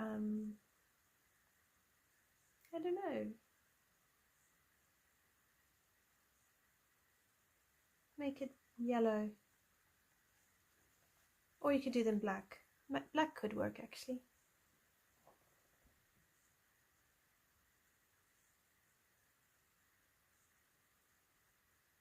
Oh, okay, hang on, let me get my Europa book and have a look for you.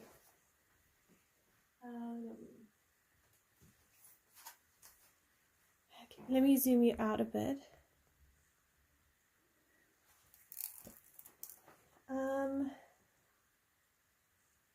Circle with a butterfly and strawberry in the center.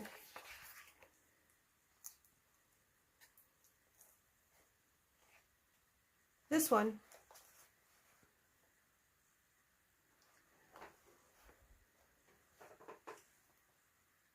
What kind of colors would you like to do the page?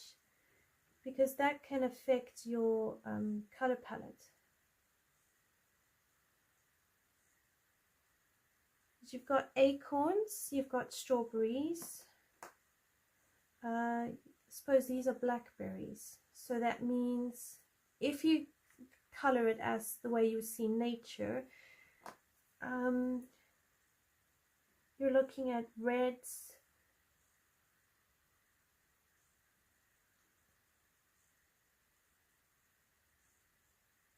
blackish stuff, maybe greens, browns. You could get away with a soft yellow background, so I would have, if you want the butterfly to be your focal point, red, blue, purple, green, brown. Okay, that's good to know.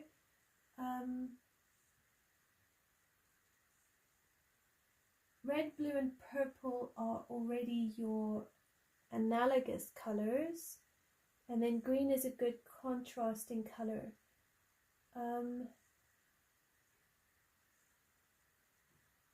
How much blue or purple have you got? Because what I would then do is I would, if you want the butterfly to be your focal point, I would start with a dark gradient kind of amongst the picture here, and then bring it out and have like a white sort of circle going around the butterfly, so to kind of show that it's kind of glowing, and then go into like a soft lilac. If you wanted to do purple, go soft lilac into a Parma violet into maybe a dark blue, so like a Indanthrine blue or an ultramarine blue, depending how dark you want it to go.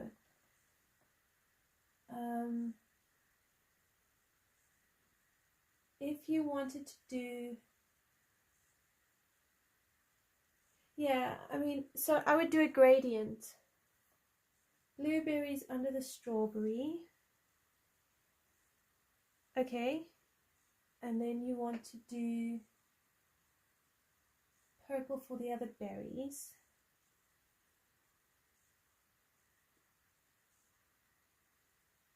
Red, blue, purple. Are your leaves going to be autumnal or green? Because you could even do a green background where you have you could have a light yellow like a cream into a moss green into like sorry, not a moss green, pale sage, so cream into like a pale sage, or grey green light into a pale sage into a moss green with a little bit of maybe a Prussian green. So you could do a gradient like that. Just a few ideas. That's sort of how I would do it. If you want, I could do this page in a live video, and we could create the background. If you'd like, let me know. Okay, so you're going to use green. So if you're going to use green leaves, you're probably going to have quite a lot of green. So in that case, I wouldn't use green for the background, because you want to contrast your background so that most of what you've done in the wreath and the butterfly are going to stand out.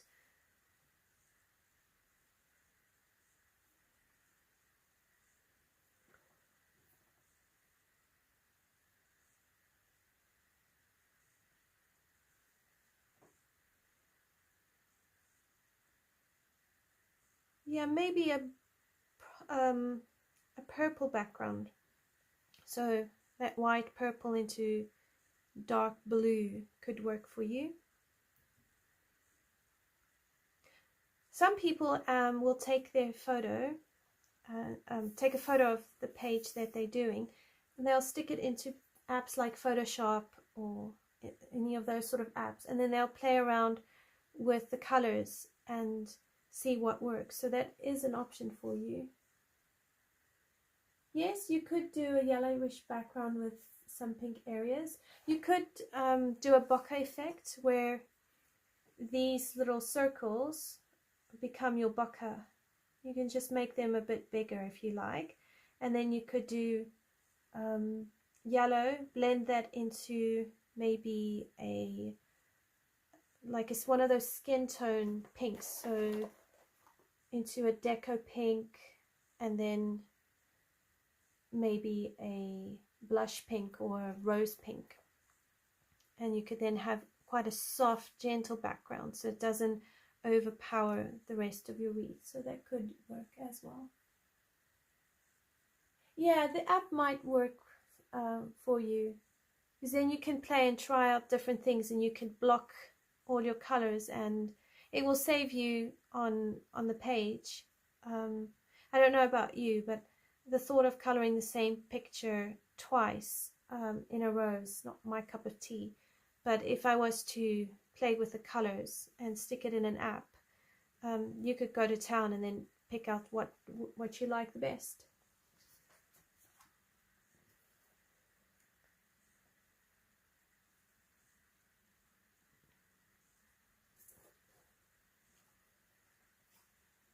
Okay, so I'm just going to quickly go over time and do the center flower now that I've shown you pretty much how to do everything. And then I want to sort out those yellow flowers, but we can use the same colors as the polys. It's a pleasure, Leslie. I'm happy to help. Let me know how it goes and if it works out for you.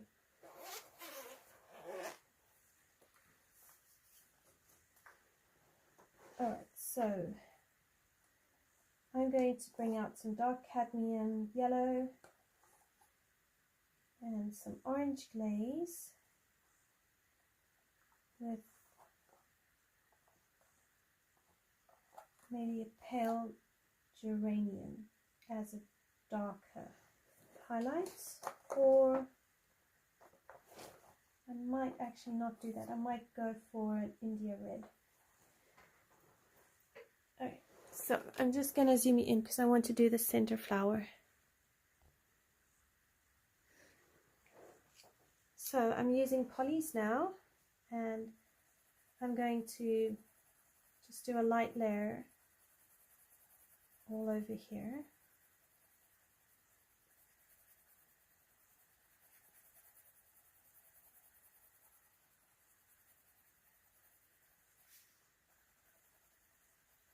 I won't do the whole flower, I'll just do some of it because it will be the same principle throughout the entire flower.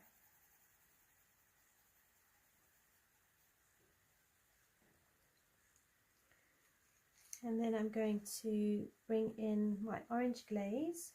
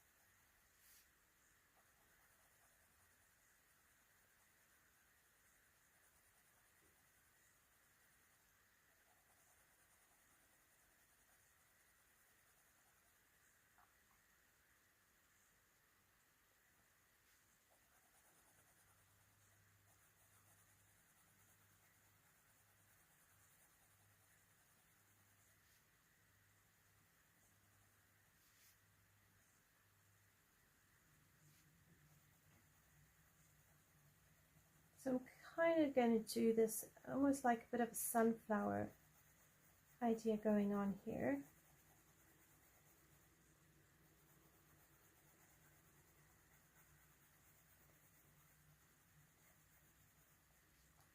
Okay, and then I'm going to put away my red. I don't want that red. And then I'm going to come in with the India red.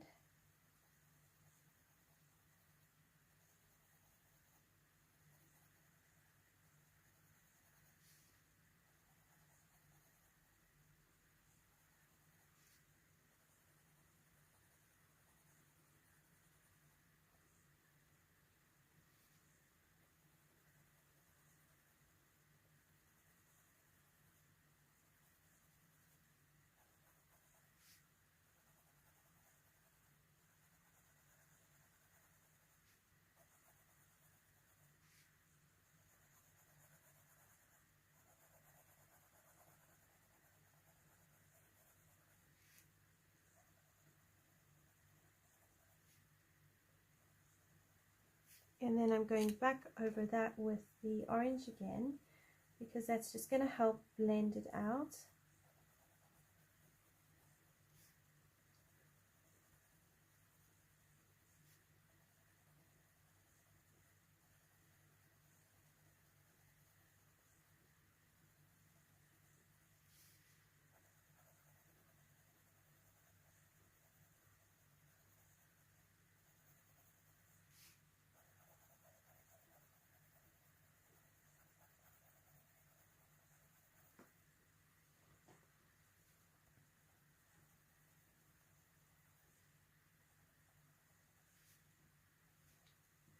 and then back down with my yellow.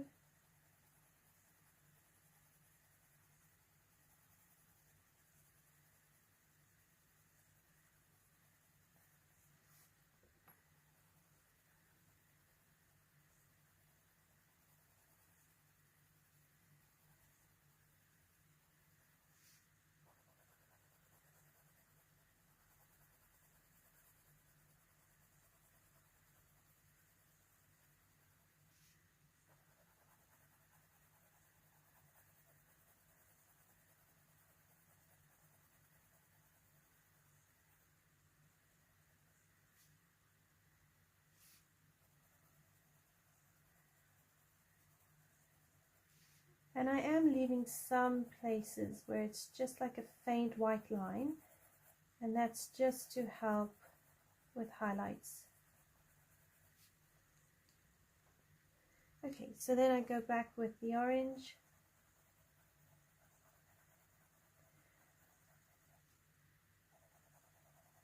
So I don't remember where I saw it, but I did see somewhere somebody mentioned that they sometimes struggle to get their polychromos to show up very rich and vibrant. And what I found really is just the key is in layers and also in pressure. So you start up with a light layer of polys, and then after you've done a few light layers, you can start applying pressure, and you go from light to dark and then back down again, and you can do that several times. The more layers you put on, the brighter your polys are going to look.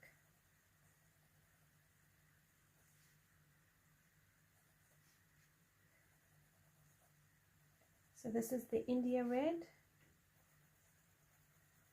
which I'm just using to have shadows. And I'll use these same colors for these flowers over here.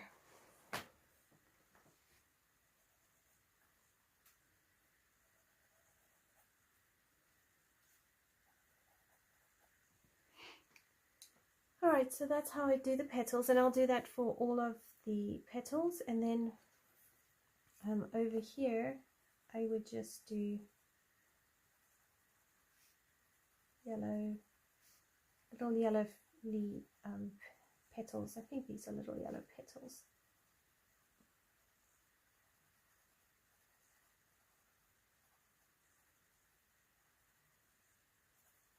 And then the center here I would do browns. So if I come in with a bit of orange.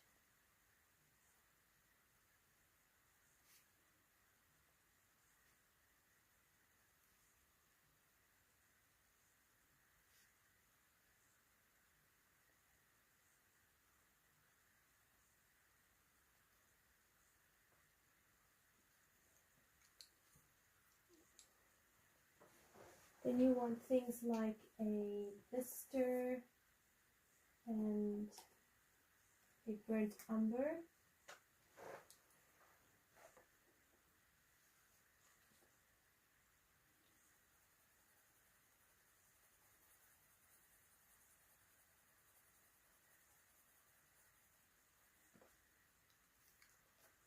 And then the burnt umber.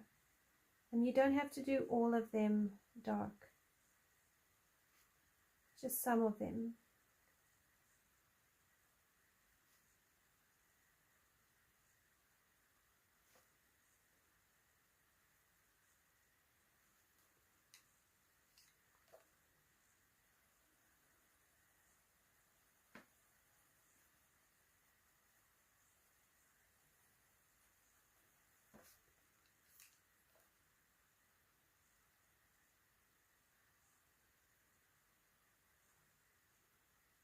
And you could even use a bit of black if you wanted to.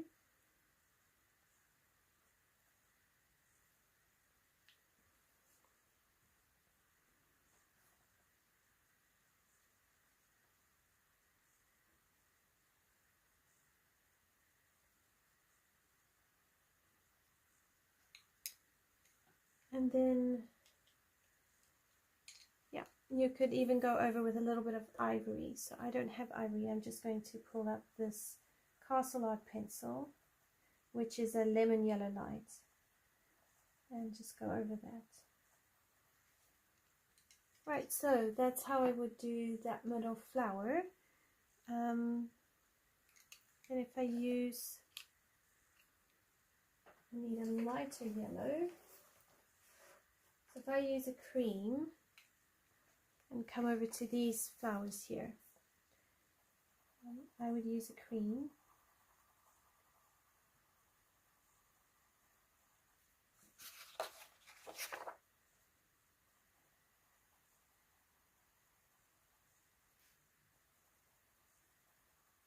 And this is the Polychromos cream, so I'm just going to use polys on this.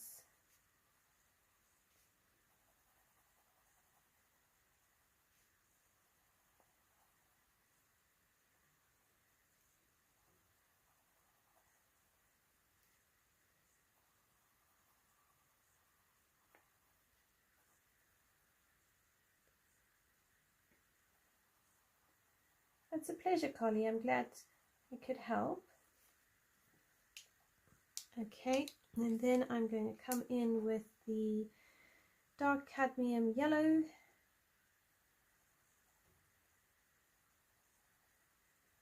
Which I just think is a brighter yellow than the Castle Art. I found the Castle Art yellow was really dull. I just wanted it to have a bit more vibrancy to it than what I was getting.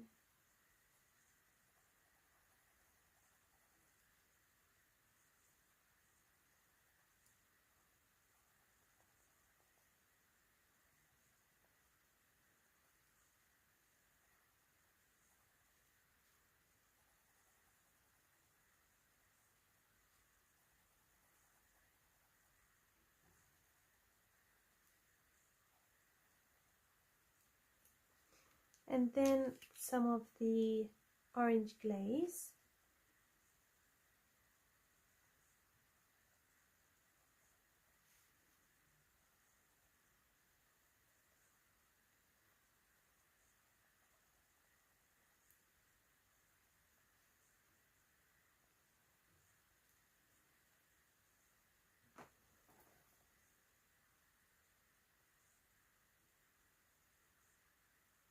Oh, that sounds lovely, Leslie.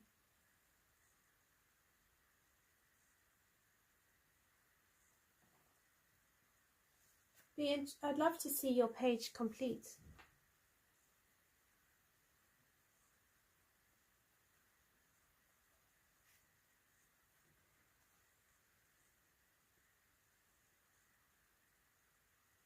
How did your sister like the page? Or how did your sister like it?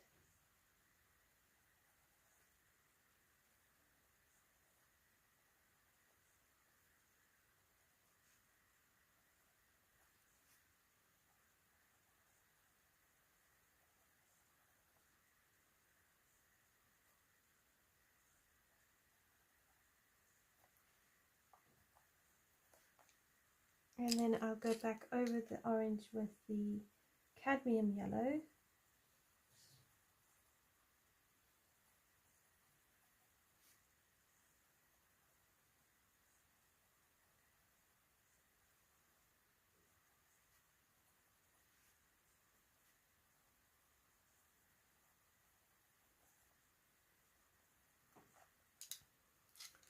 And then the cream.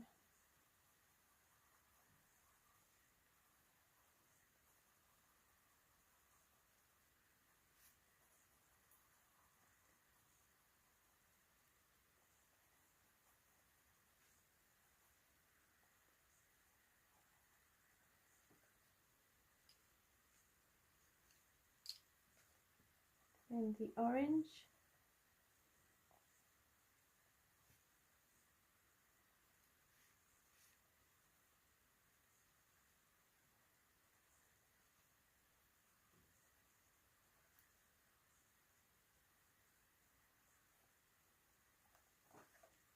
Okay, and then the bister or the center.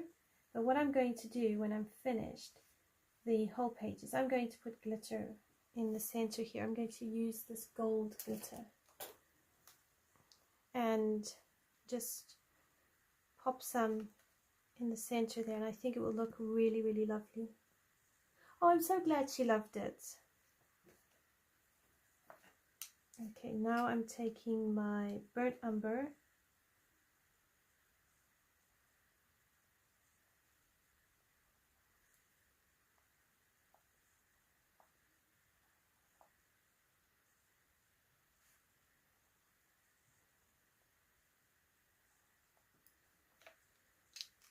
so that's how I will do those, pretty much everything. I have to go and swatch all these now and put the color combos down. So if I take the glitter gel, because I've done with these things, and this is just cheap glitter gel. I get it. It's not like the stickles, but I mean, if you have stickles, you could use stickles.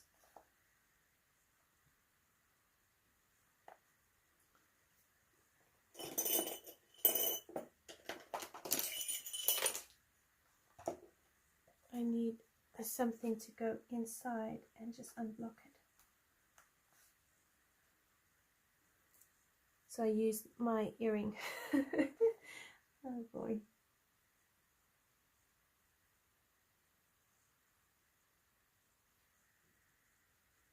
I know that, you know, putting stickles or glitter glue down, it can make coloring the other side a bit tricky.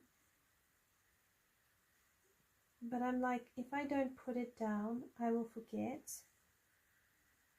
And that's not really conducive to success. So right now I'd rather just deal with the bumpy page.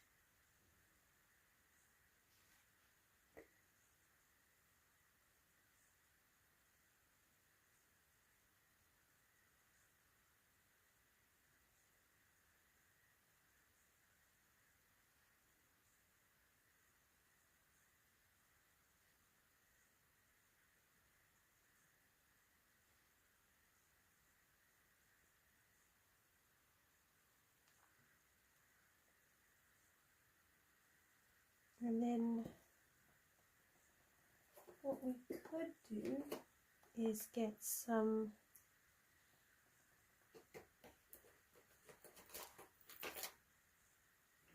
I've got purple, but I don't want to use the purple. I'll do gold on here. Or actually what you could do, if you've got pearl effects, I've got a white one, so here we go. I've got this cream one, so we could even just take that off.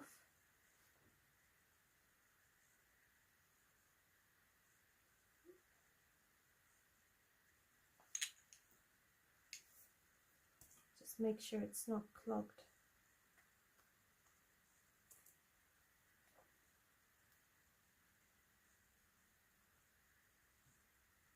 And you can put like make this all.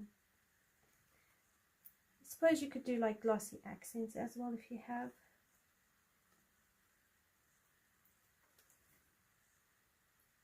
I know glitter is just amazing. I love glitter, but the glue glitter. I don't like it when you've got just glitter on its own, and then you have to stick the glue down and pour the glitter. Like that just gets everywhere. But I can totally get behind glitter glue.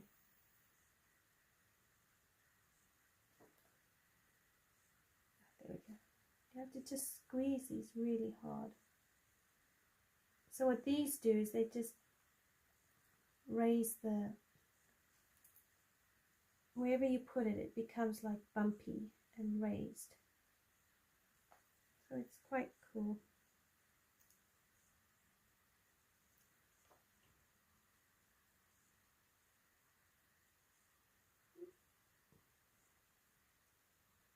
It's quite a thick thing as well, so You need to really squeeze it quite hard to get it out. So that's kind of how I would do those. And that, yeah, so that would be my embellishments.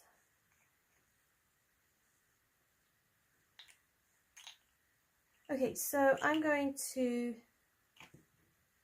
do the rest of, finish the page with all these pencils, and I will use the same process that I've shown you tonight and finish the whole thing. The only thing I will do differently is I will make sure these cranes are more like the ones up here at the top, these blue cranes.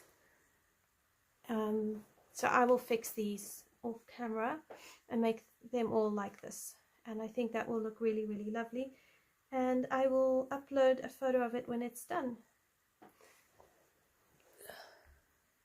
So thank you so much for joining me. I really appreciate it. It's been really great fun to just spend the evening with you and coloring and sharing my first mandala with you, so that was fun. I will get back to you with this page as soon as it's done, and then let me know what page you would like to color in next week. I will try and think of a few books as well and put it up as a poll on the channel. So have a good night, everyone, and I will see you in the next video. Have a good week. Take care. Bye for now.